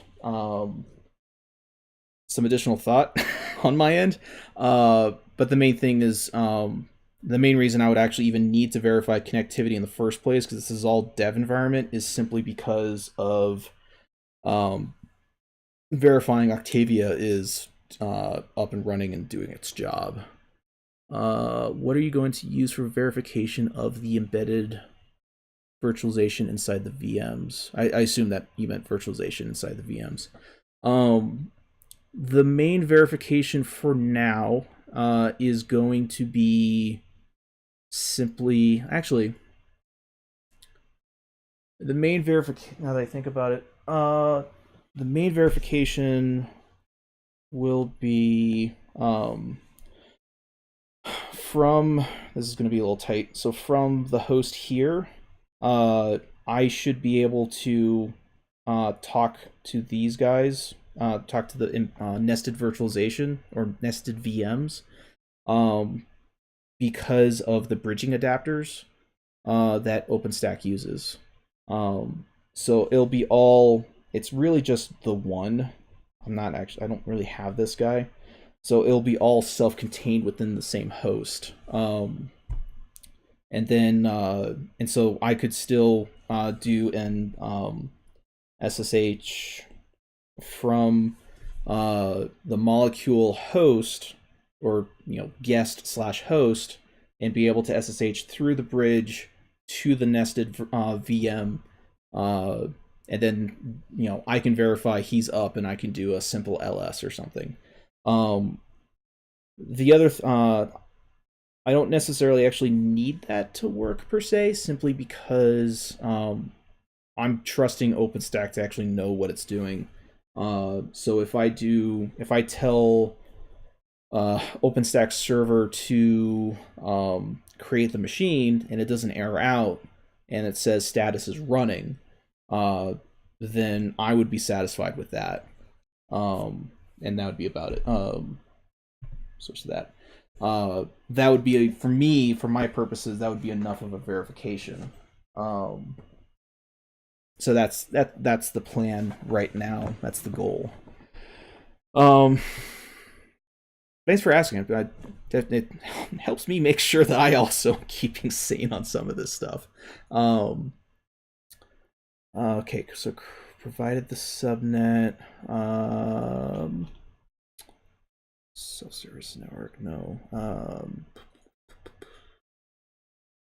Okay, I need to create the flavor. T-shirt flavor. Flavor is vanilla. All right, create the SSH keys.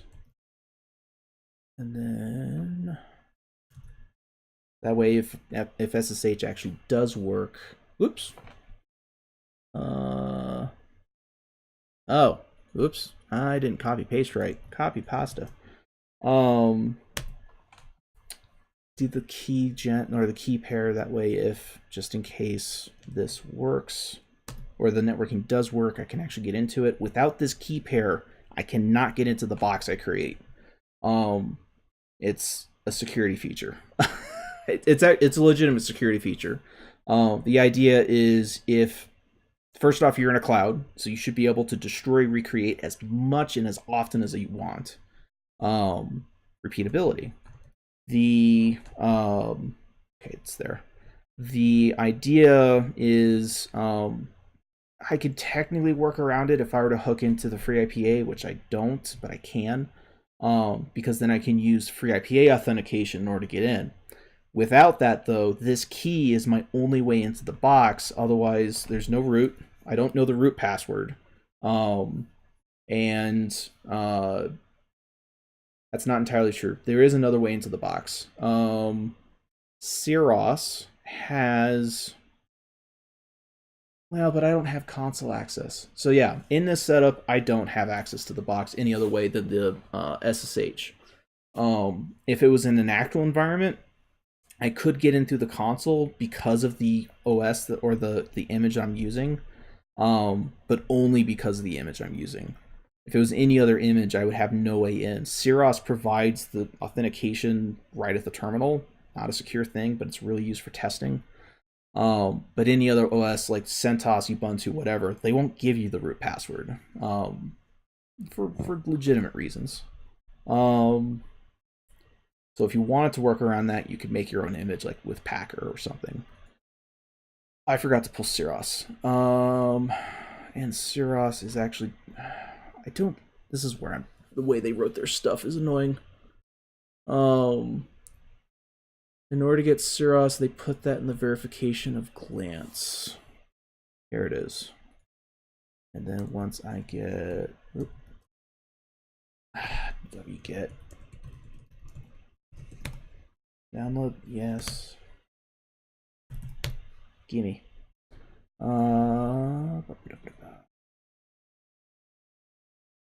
Go. And then finally to verify that it is there. Cool. Syros is there. Now, oops. Go forward. We'll create security groups. Make sure if we wanted, SSH is there. All right. And assuming I did not forget anything, and assuming Neutron is happy with my setup, I should be able to deploy the server. This initial one will fail just because it's bad values, but then I can take this and properly edit it. All right, the net ID, let's scroll up a wee bit to here. This is the network I created. Here's the ID. Copy that, paste that in, and that's enough. Oops, what did I just put? Damn it, darn it. My key, oh, it's just the name. Provider dash instance. Go. All right, so it's attempting to schedule. So if we do OpenStack server list. Ooh, active. That's good. That's a good. Okay. Server show, and then we want the ID.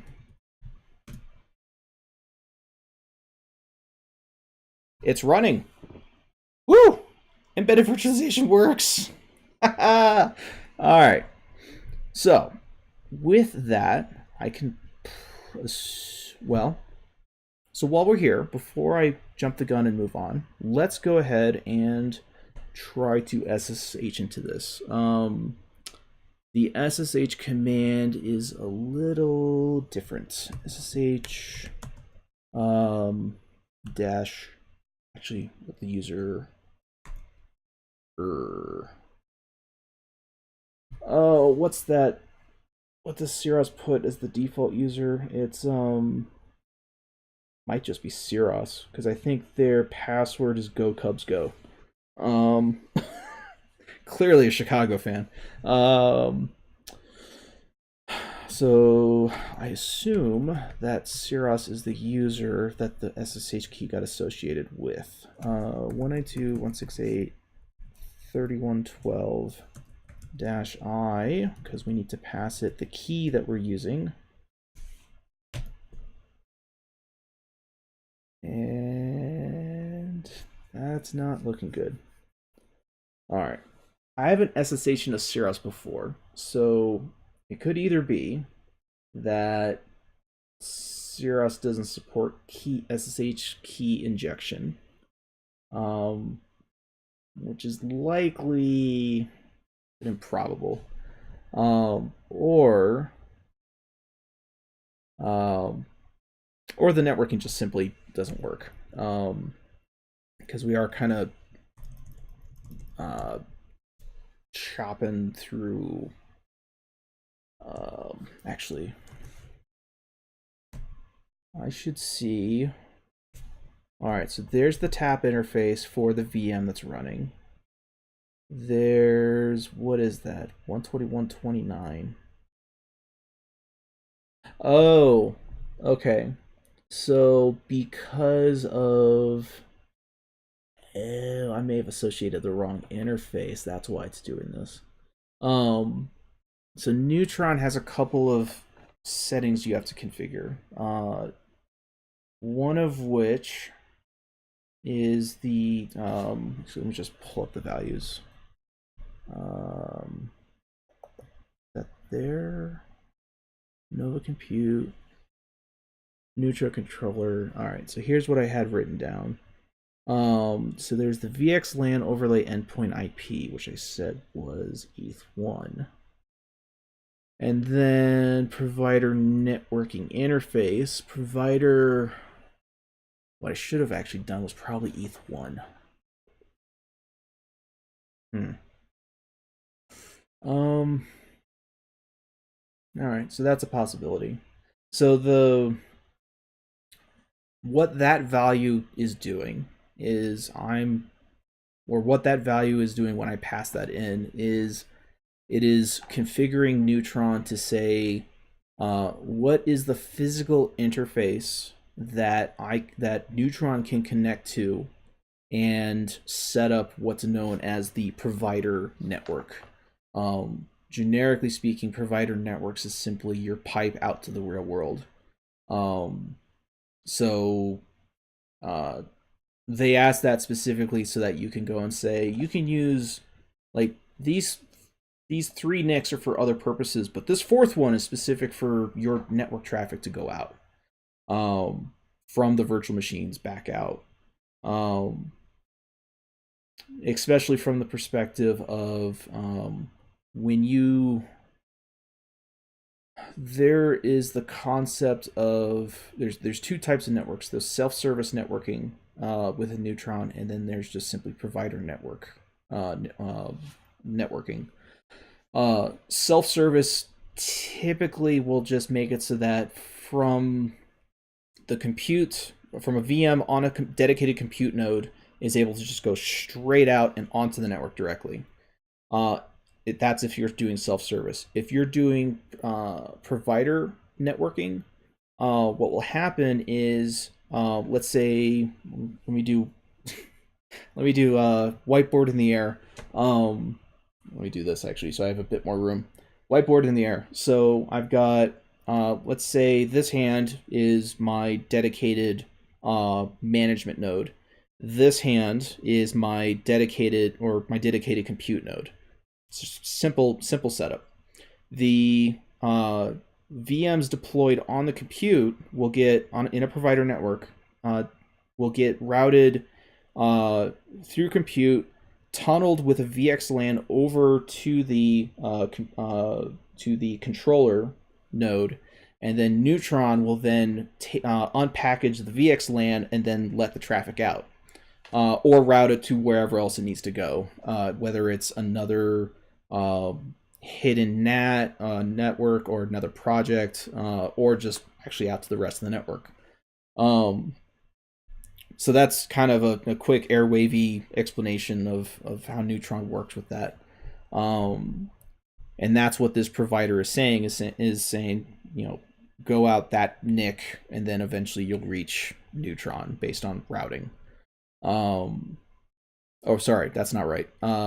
This is saying that when I'm told to route this traffic, not within OpenStack itself, but out into the rest of the corporation, or even out into the real world, that's the NIC I use. That's my pipe out. So if you wanted to bond your interfaces to make sure you're not tunneling yourself, then you would have this be the bond, like a bond 0 or something, and not the NIC interface itself. So without deep diving too much into debugging this in particular, which I might do in order to keep up with my aggressive schedule, I might do that tomorrow. We'll see. I won't be streaming tomorrow. I'll be off camera. But yeah, my times are listed down below: Tuesday, Thursday, 7 to 10, Mountain Time. And so with that, we got embedded virtualization working, which was the main goal for tonight. So yes, that worked. The next thing is probably, honestly, to probably start Ansibleizing Octavia. So let's go ahead and destroy this. Molecule destroy. And then let us create a new. It's probably taking a bit because it's trying to do a proper shutdown. We'll create a new molecule role, and then get the basics down, verify that works, and then we can start Ansibleizing my instructions or my notes that I took for Octavia. So these are all the notes I took of how to set up Octavia by hand. I need to take this and Ansibleize it. Okay, so that was destroyed. Excuse me. I do not have an Octavia role right now, so let me deactivate the current virtual environment. I'm using Python virtual environments for a lot of this. We will source the molecule env venv bin activate.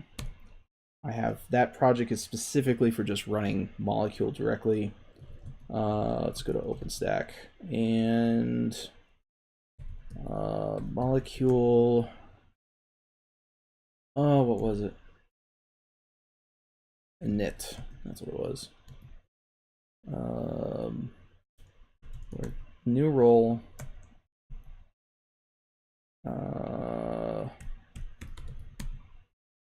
There it is.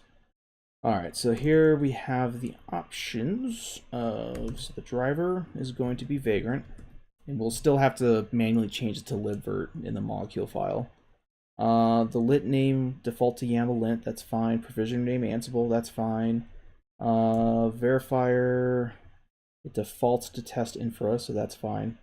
So the role name is going to be Octavia. There we go. So let's open up a code session of Octavia. We'll move that to the left, and we'll have Nova Compute on the right. There's a couple things to copy over. I really should script this at some point. You would think I'd do that. Copy, paste. So there's requirements, which I'll need for setting up the virtual environment. YAMLint.conf, we'll want that. .YAMLint, Ruby requirements. Git ignore. Let's just start for there. Copy, paste. There we go. Finally, molecule default scenario and the molecule.yaml. And we'll also want to look at the prepare.yaml. Just close these out. Molecule and prepare. I'll reopen these. Molecule, prepare. Okay. I believe that should be all I need to copy over. It's the few things that are ubiquitous across all of my Ansible roles. All right, so let's look at the molecule.yaml first. So Galaxy, Vagrant, we don't want VirtualBox, we want libvirt.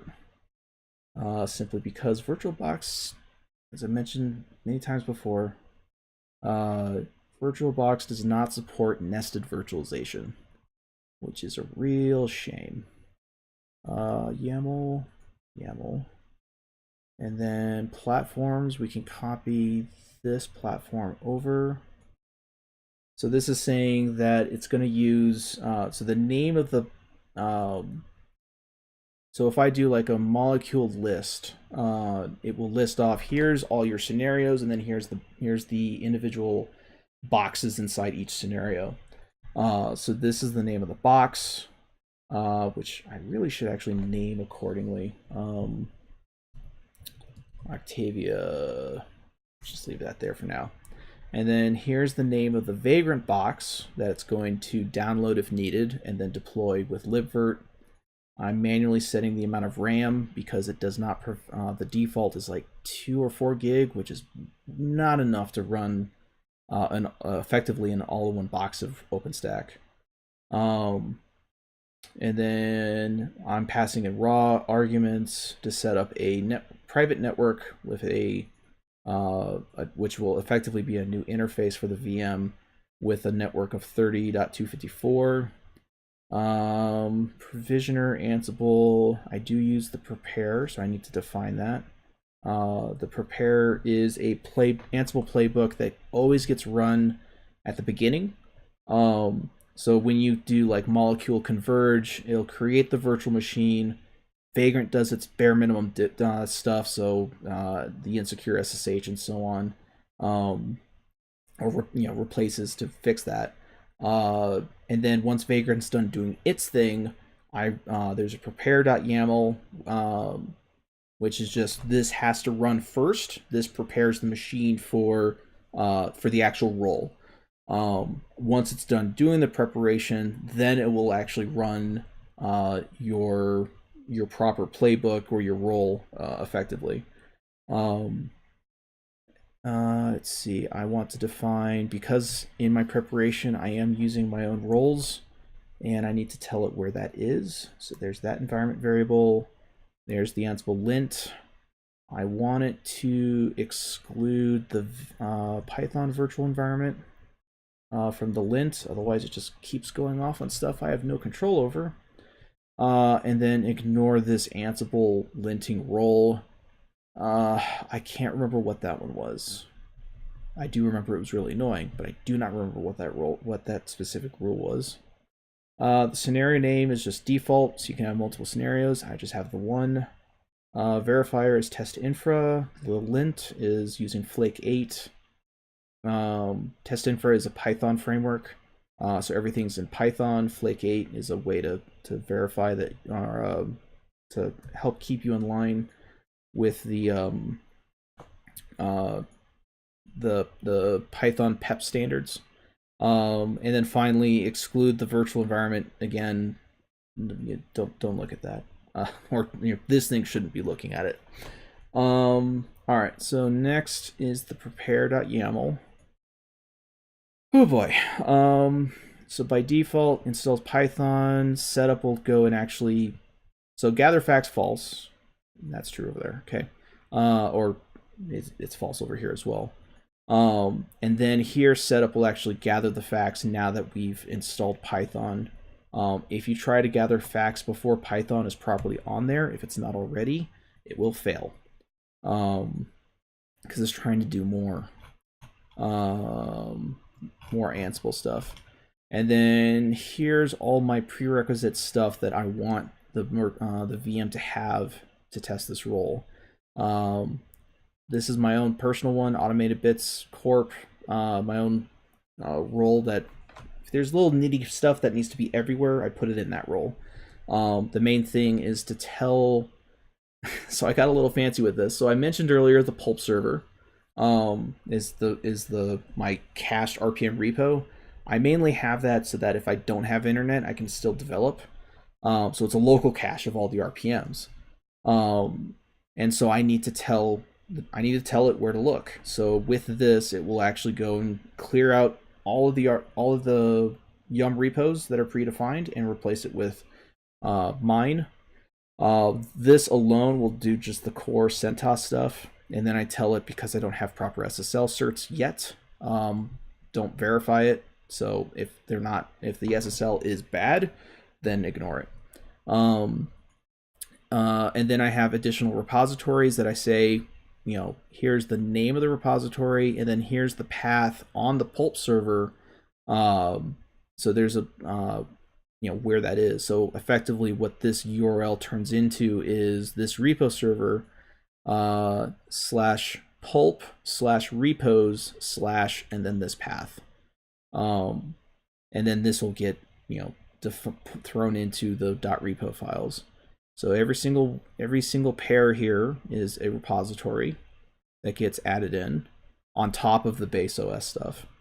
I define Vagrant as true because there are some weird DNS stuff that Vagrant keeps trying to override, and this role kind of stops that. Because I have my own DNS. I don't need Vagrant to keep enforcing its own DNS assumptions on me. And that DNS, in fact, is the FreeIPA client. So I install FreeIPA client, registers the server. That's fairly straightforward. And then finally, all the OpenStack roles that need to be on here for this role to work. At least within a testing scenario. When it's out in the wild, it doesn't need all this. But for my purposes, I need this for my testing. All right, so let's copy all that over. So here's the setup. And yank.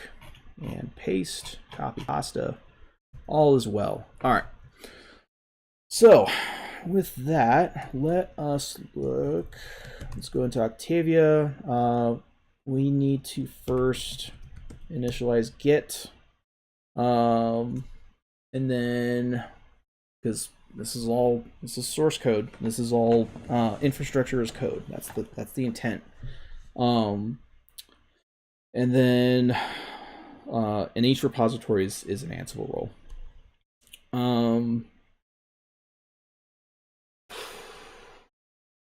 Okay. So now that we've initialized Git, well, we won't add it yet. We want to verify this works first. We want the first commit to be working.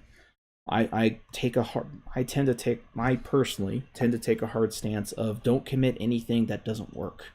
So if it's still in testing, if you know it doesn't work, don't commit it, because now you have a point in your version control tree where you're broken, and that defeats the purpose. Brain fart. Python virtual environment. So first let's deactivate from that other virtual environment from before when we were making the molecule role, and let's do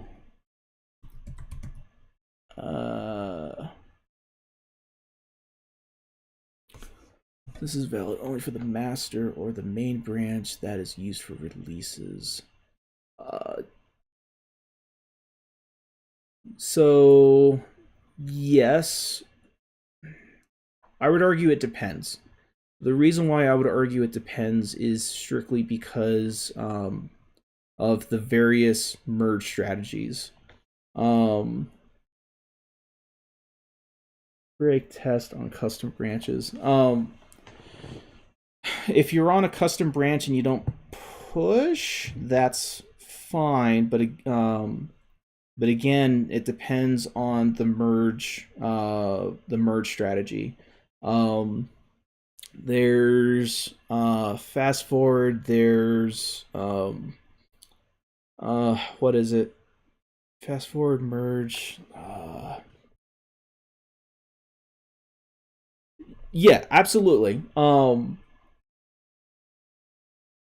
So I do not disagree with that. That's perfectly valid. I agree with that. As long as you're away from the main branch, that's fine.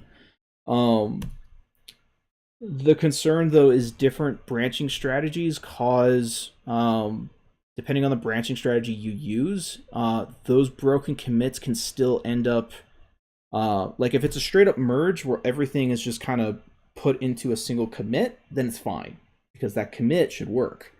Especially since you're merging back into develop, master, release, whatever it is. But if you are doing a fast forward merge, that means that you now have commits along that line that are broken. And so while it's okay to, I guess there's a caveat to this. It's okay to have a broken, for me, it's okay to have a broken commit as long as it doesn't get pushed into the server. If you have a broken commit,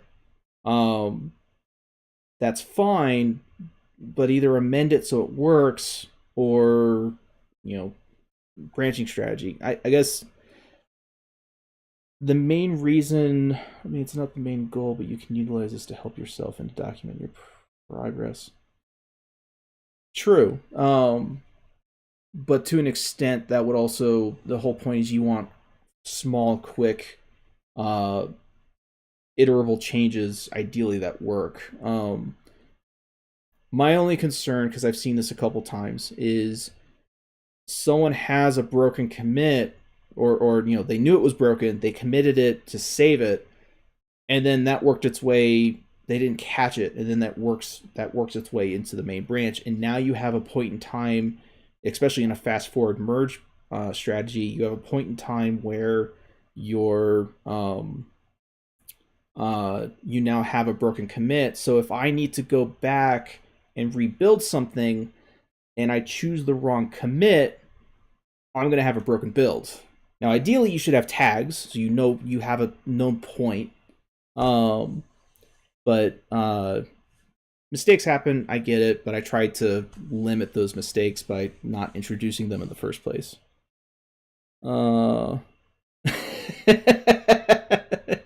Yeah, that's a very valid and a very accurate opinion. uh, but yeah, it's a balancing act and it sucks either way. Um, but that's my approach. But yeah, that's especially with fast forward mergers. Why am I sourcing? I'm not supposed. Oh, I know one. Reverse search. There it is. Python virtual env. Go for it. Do that, and then, excuse me. Source activate. And then the requirements.txt, no upgrade. I don't want the upgrade. I just want whatever's there.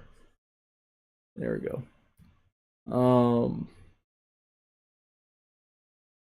So I did a 1 year stint at a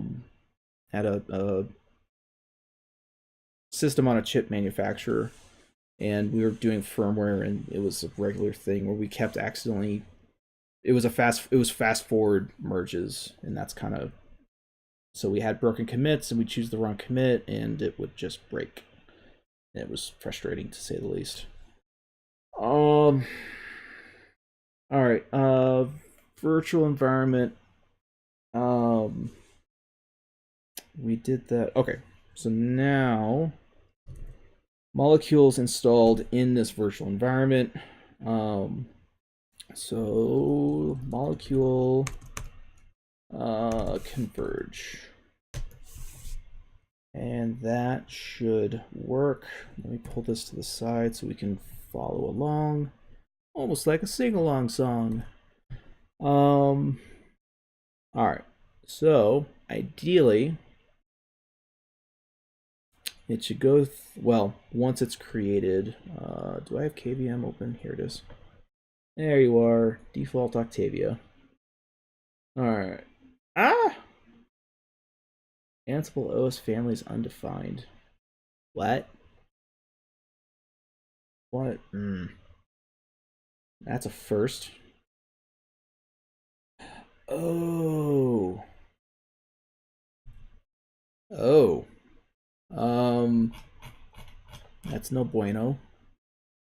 Didn't this run? Setup. Hold on. Prepare. Oh, I missed one. I know what I did. Come along and I'll show you what I did. This should be pre-tasks. Yep. Roles will take precedence over tasks, so you have to make it a pre-task. That way it runs prior to the role. And because this setup step didn't happen, the facts such as Ansible OS family, which in this case should equal rel, I didn't get filled in. So it's like, I don't know this value. So that's fixed. Do it again. That looks better. All right, so clear the default repos. It's setting up the custom repos. It's installing Network Manager CLI so that it can fix the stupid stuff that Vagrant does with DNS specifically. This one takes a little bit. So it's already done this, did this. It's running through this right now, and it's currently here. Ish. Okay. So that is why. All right, so that should run through. We should be fine. I can't think of another reason why this would break. Because at this point, I'm not doing anything special. I'm already past the newness. All right, I would take a chance and commit this. I'll let that run still, but I want to. I look away for 1 second. I come back and it's already broke. All right, what's wrong? Oh, I know what's wrong. I didn't remove. I really got to put this as part of a destroy playbook, which Molecule lets me define if I want. The host already exists in FreeIPA because of the last run. Yep, there it is. So let's just delete that. It's gone, so I can rerun it, and it would be fine. Or this should really be Octavia. I want the host in FreeIPA to somewhat match up with what I'm doing. In the event I actually do run multiple molecules.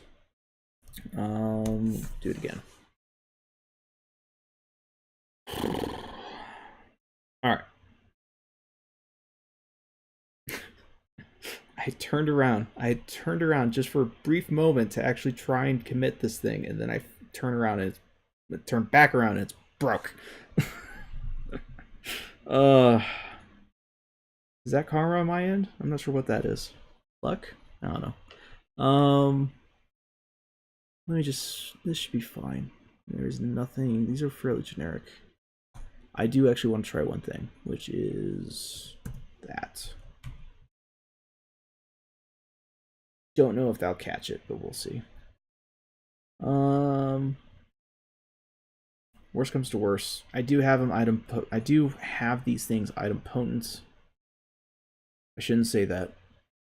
Have I run the molecule item potency tests? I think I did. I'm fairly confident I did. So they should be idempotent. In fact, they all, yeah, they are. So if that doesn't get, that change doesn't get caught, which I suspect it won't, I can just rerun it. I'll just go through, change the one thing, it would be good. All right. No, I already get these reversed. Always get these reversed. All right. I'm in Ansible. I need OpenStack. I need Octavia. Get status. There's all the things. Let me make sure I'm not picking up something I don't want. I want it all. Okay. I normally don't like doing this, but I'll make an exception because I want it all.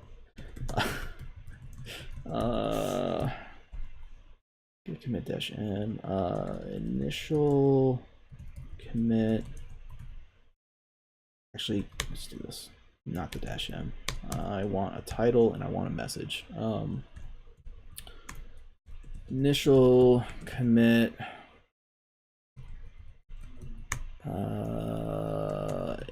No, not minimal viable product. Minimum working dev. I don't know. Minimum working role. No. Dev role. Let's do that. This is a minimum working dev environment for the new Octavia OpenStack role. Good enough. There we go. Get status. There's also no star over here. All right. It's installing the Neutron stuffing.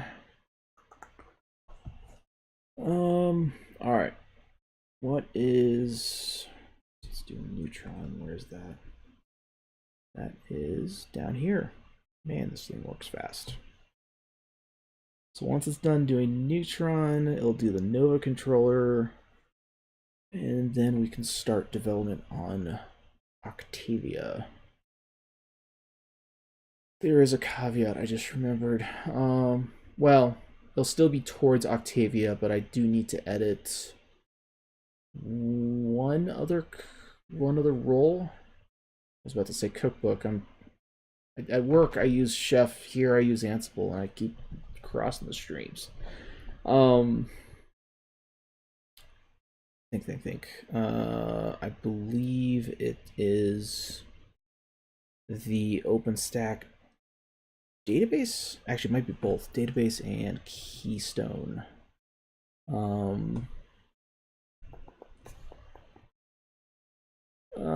Too many open things. I want that. I want that. I'm done with that. Done with that. Done with that. Done. Need it. I do want to look at you real quick.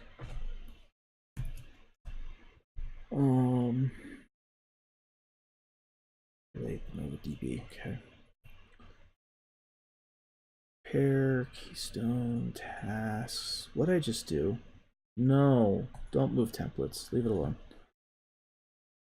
Have you ever accidentally clicked and dragged something? It's such the worst. Wow, I'm behind on committing a lot of things. I should take the time to do that. Keystone config file. That's right, Keystone. So the individual service users that OpenStack uses are actually done per role, so I don't need the Keystone. But I do know, I can guarantee, I do need the OpenStack SQL role. Because there it is. Cool. My commit is valid.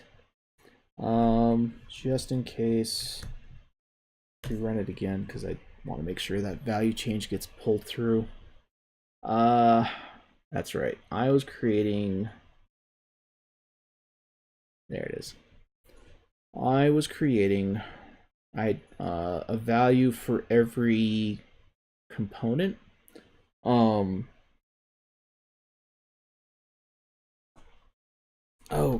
Sorry, prepare.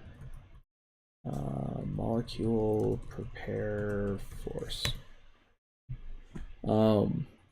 I was creating a value for every OpenStack component, and then a task file for every component in order to create the necessary database entries. And according to my notes, I believe I do need them. Yep, right here. I need them. Darn it. Come back. Okay. Let's create that value first, and then we can do our when statement off of that defaults. Install Octavia DB, default to false, that's fine.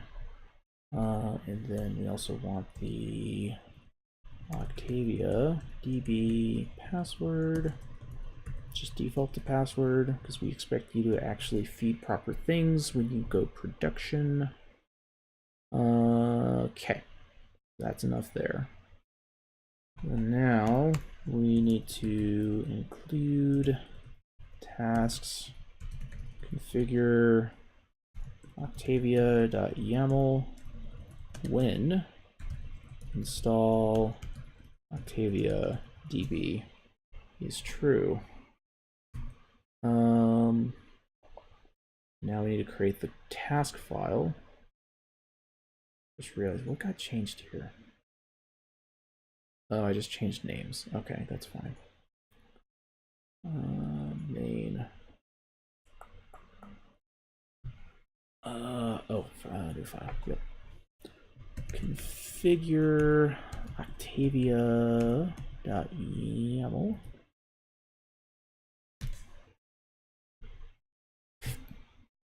All right.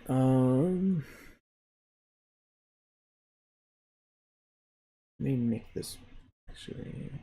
So I finished. Yep, it didn't change it. Otherwise, this handler, or it did not catch the fix initially. Otherwise, this handler would not have run. Okay, so that got it. All right, let's pull these side by side because they're more or less the same. Triple dash for YAML. Create the Octavia database and user permissions. No, don't do that. Autocomplete. Create Octavia database, MySQL DB, name Octavia. Verify. That is correct. State present. I like presents. Login user root, and the login password is the value for SQL root password. All right, database is created. So now we need to create the permissions. Create localhost Octavia user privileges. I have to do both localhost and percent because, well, since it's an all-in-one control node, I technically don't need to. But the idea is in a proper environment, you don't necessarily want to stack all the services on top of each other, because then if you lose the machine, you lose all the services. Whereas if they're actually separate, you can lose the individual services, but that doesn't bring down the entire thing.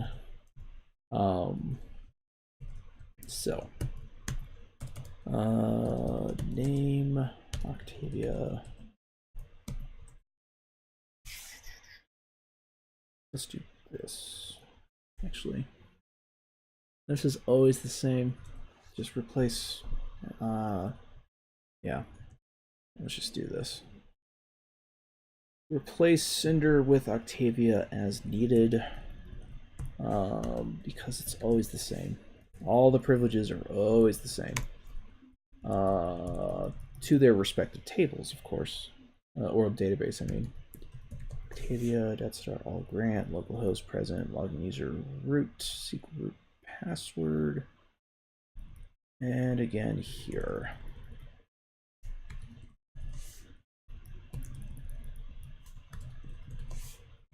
I'm sure there's a search and replace, mass search replace I could do for this, but meh.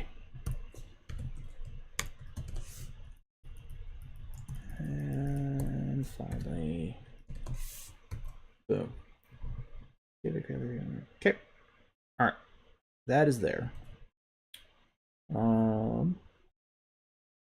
Minimize that. And we will run, actually, I need this guy. Dang it. SQL keys. Oh. How is anything working then?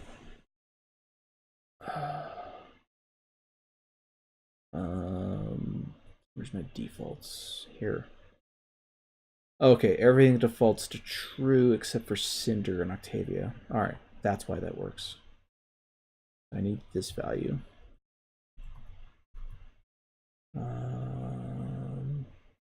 SQL. There. And proper indentation. This needs to be true. And I'll leave password as password, dev environment. I don't care. Okay. So with that, let's rerun the prepare one more time.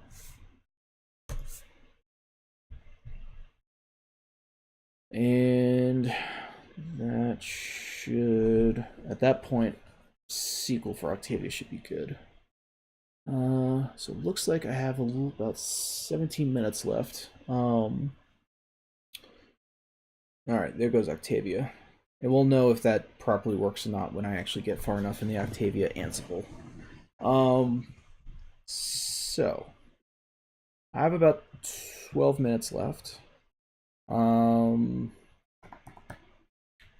Because it's getting late here, and I honestly haven't had dinner yet. Brain fart.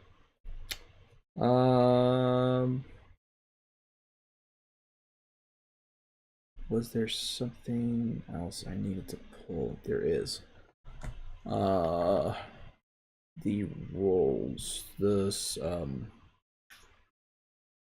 the OpenStack user and role for Octavia, which is defined here. And it's also with the packages. So let's see. Actually, those are the three I saw before, so that's fine. Let's see if we can pull these in real quick and do our first converge. So the prepares are all done. Have you heard about WireGuard? I have. Want to update my VPN setup. I have not used WireGuard. The only thing I have used,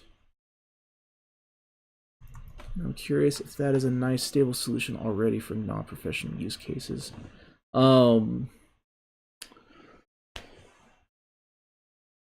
To be frank, I don't know.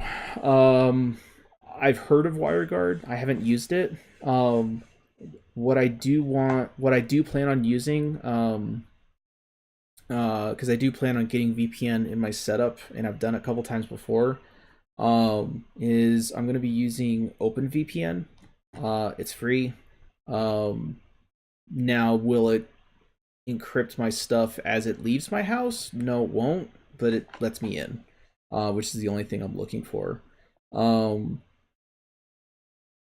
if you're looking for stuff from the perspective, if you're looking for a VPN from the perspective of encrypting your traffic to keep like ISPs from seeing what you're doing, um, there's a lot of solutions out there. I don't use any of them, so I unfortunately don't really have, uh, I don't really have input I can give to that, unfortunately. Um, but yeah, that's. But if all you're looking for is a VPN server for getting into your place, then OpenVPN it's free. It can I've seen it run as a container. Um, it's I won't say it's painless, but it does require you to know enough networking. Um, let's use OpenVPN instead of for my remote access to my place. Okay, so you're doing the same thing I am. So are you hoping to use WireGuard as I described, where you're trying to encrypt your traffic out so that like your ISP uh, or no one else can see where you're. I'm getting 1 gigabit per second, and the equipment is going crazy when I use it. Oh, so you're getting 1 gigabit for your OpenVPN. Oh, why would your equipment go crazy with that though? I guess I don't understand. Oh, I see. You're not getting the performance you want out of it. Hmm. Honestly, haven't noticed.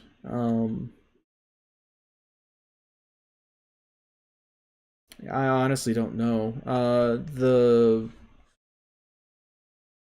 Yeah, you're using it differently than I am because I haven't had to actually worry about that. My overall goal is to keep like I just want the VPN for simple terminal sessions, nothing beyond that really. Um, so I'm not necessarily looking for performance per se. Hmm.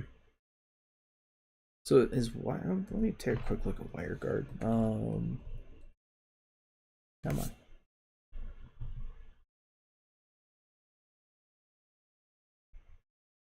Oh, I got pointed to this once before.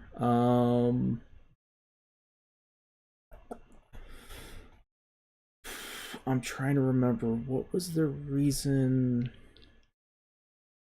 I didn't dismiss it or anything. I just didn't have the time to properly look into it because I was neck deep in early stages of this same stuff that I'm doing now. Um, that was why. They outright say currently you should not rely on this code. um, and I think that was the main concern I had was I wanted something somewhat. I'd rather have stability over performance, um, with the way I use it, or with the way I leverage VPN currently. Um, I think that was really the only reason. I think it's late.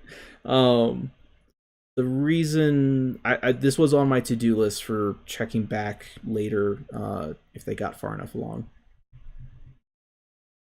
Yeah, I'm sure it's actually a lot better than they lead it to believe, or they make you believe based on the statement alone. But I was just kind of waiting for a 1.0 before I invested too much time on it. Um, that was my only reason. Um, but yeah, I do want to. If this is a lot easier to set up and maybe better throughput within OpenVPN, then I'd be willing to take a look at it. I got to get my setup up and going first. Said that is being used in commercial applications, data centers, and so on. Well, then why would he say don't use it? uh, well, I'm sure it is open source, isn't it? Yeah, GPL v2. Um, I'm sure it's stable enough. There's a lot of pre 1.0 stuff that even I use. There's a lot of post 1.0 stuff that I use that feels like it should be.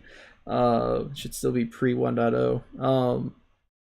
But yeah, I had never got around to looking at it again. Oh, so are you actually paying for the OpenVPN access server? Because I'm not. I'm just doing pure open source. I refuse to pay money for anything that's got an open source.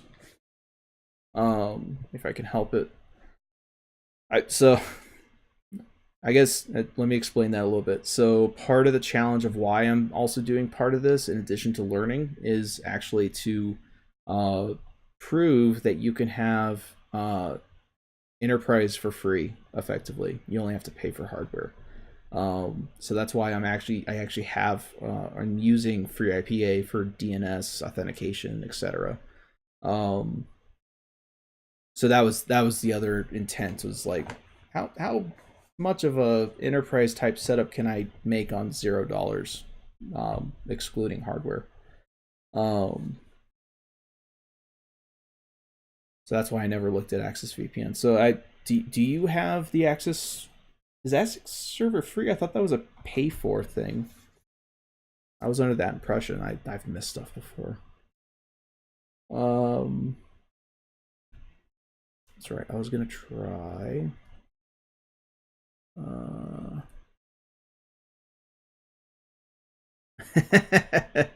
Your secret's safe with me. Don't worry.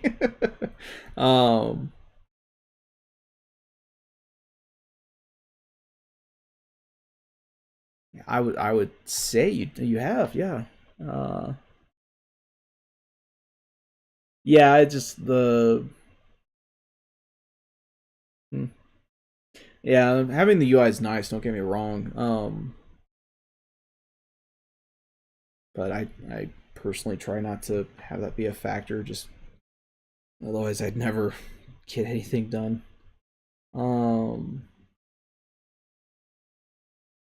Brain fart. Oh, it's late. All right, 8 more minutes. I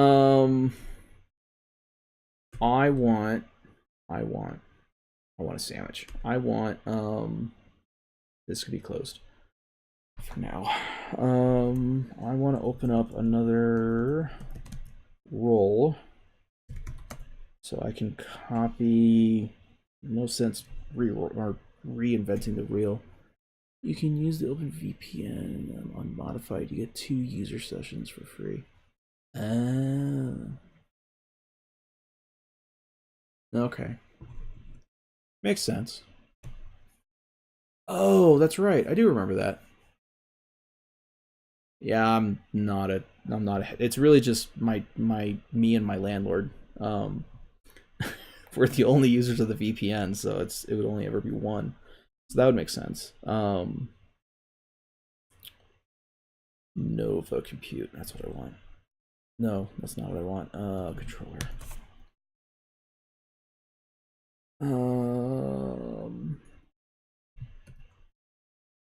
Where is it?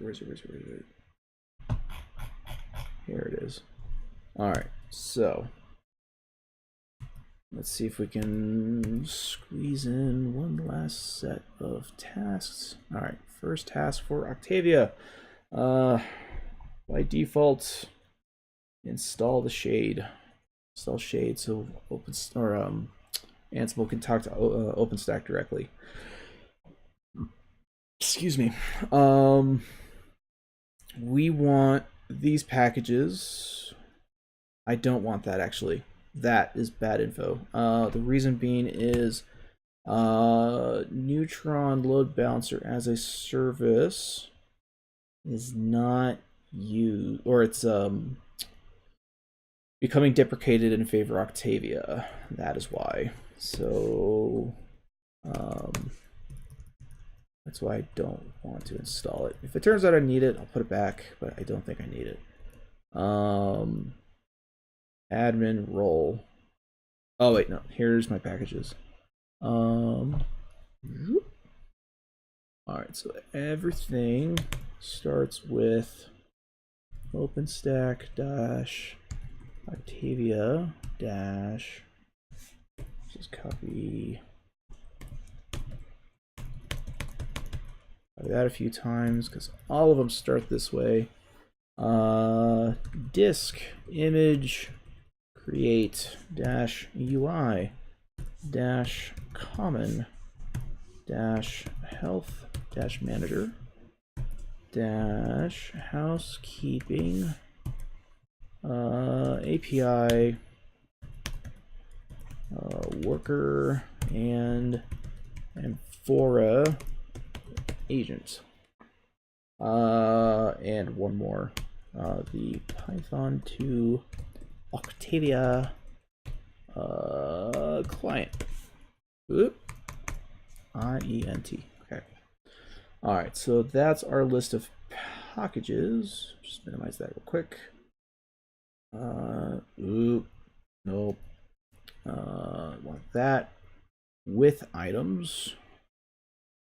I'm going to take this list. I'm going to create a default. It's going to be called Octavia underscore packages.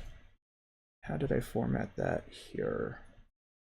Okay, so bam. And okay. And indentation for style. Well, to keep it from complaining at me. There we go. All right, so we want that. Replace that with that.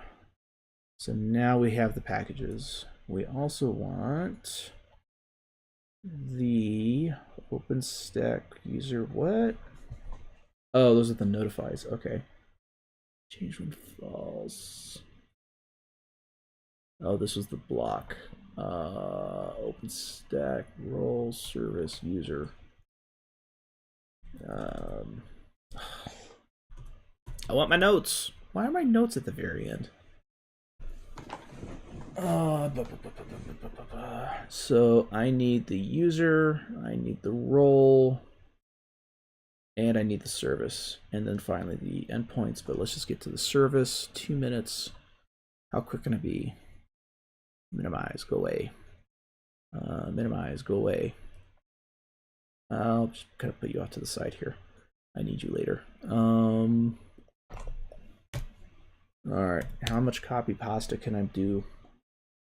Copy pasta. Block. I do want the block. Let's start from here. User role services.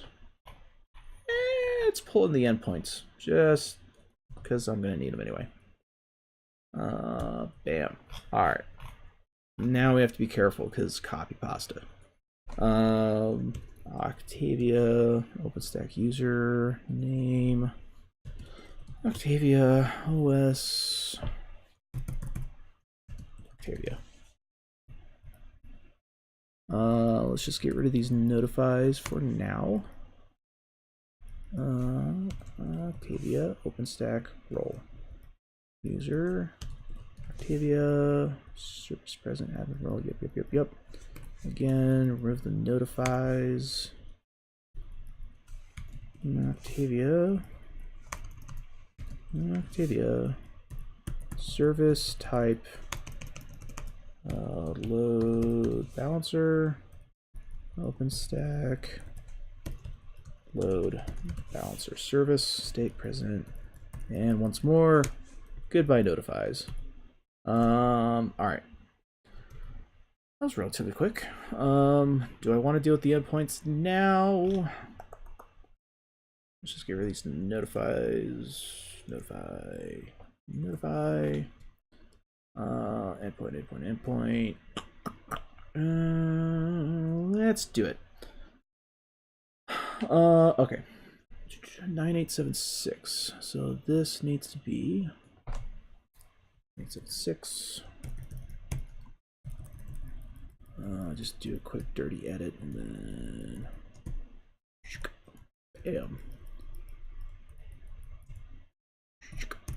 bam. Coding's so much more fun when you're making sound effects for your own stuff. Octavia. Octavia. Octavia. Doop. Bam. Bam. Bam. Alright. Search for Nova. Whoop. Ah. Found you. Alright. Nova's not here. Sweet. Alright. Final push. Molecule converge. Pass or fail. This will, well, pass or fail. I will be done for the night, but I would like to know the result. So this is bare bones. I still need to go through. Excuse me. I still need. So I've done this, service endpoints. Okay. So the next thing I need to do for this role, assuming, well, that's broke. Undefined variables. Of course, I should have known better. That's an easy fix. See, this is how you lose track of time. That's an easy fix. That's still an easy fix. Yank. Bam. Password is password. It's so diabolically simple, nobody will be able to guess it. Right? Dev purposes. So we need to configure Octavia, which is specifically the octavia.conf. We need to tell it to initialize the database. No. Controller if key. Oh. I should have that here. There you are. What'd I just do? Cut. Paste. Bam. Alright. This will work. Alright. Optimism. So initialize the database for Octavia. Create the flavor for Amphora. Need to pull the ID, which actually this should really be before. Yeah, this should be before. Alright. Configure Octavia because it'll use this ID of the flavor. Service Octavia does not exist. But you created the service. Didn't you? No, you didn't. Oh, no, you did. Alright, I'll have to debug that later. Alright, so it needs the ID, configure the Octavia.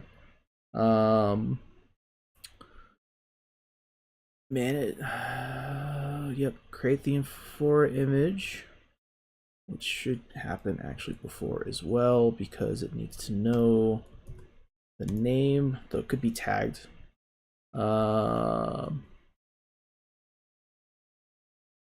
There. Create the load balance as a service network and the subnet and the security group and the Amphora key pair.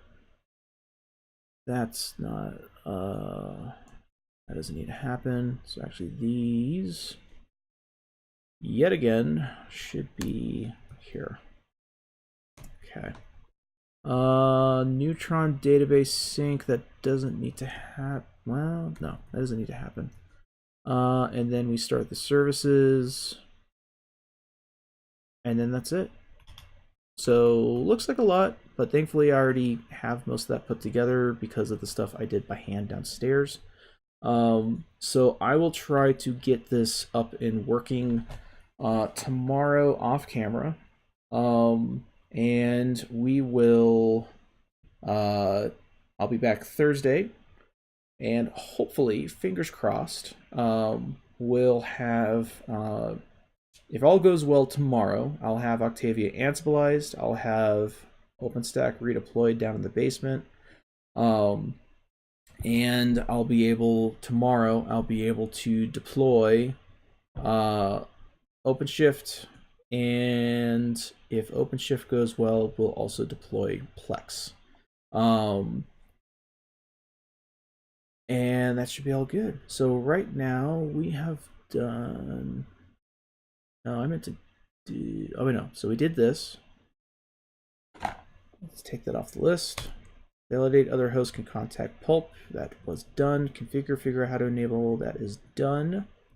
Upload and validate all Ansible projects work with KVM. I didn't do all of them, but you don't really need to do all of them. But I do need to fix them. So I just need a update. Well, I should do the validate. So that still needs to happen. But so the idea is hopefully I get to do all this tomorrow. We shall see. Because nothing ever goes quick with a computer, ironically enough. And then we'll have the end of the year, and then we'll go from there. So I want to thank you for showing up. I appreciate it, and hope you learned some stuff, got some ideas. As always, I'm on Tuesdays and Thursdays, 7 to 10. The only exception is going to be next week and the week after, the week of Christmas and the week of New Year's. I will not be streaming those days, but I will be back the second Tuesday of the new year. And as always, you can get in touch with me. I got links down below to my LinkedIn account, my YouTube, which this also streams live over there as well. So YouTube, leave a comment, like, subscribe, whatever, all that jazz. I got my Twitter on there as well. So feel free to reach out. I hope you come back. I hope you have a wonderful rest of your evening. I hope you have a wonderful Wednesday as well.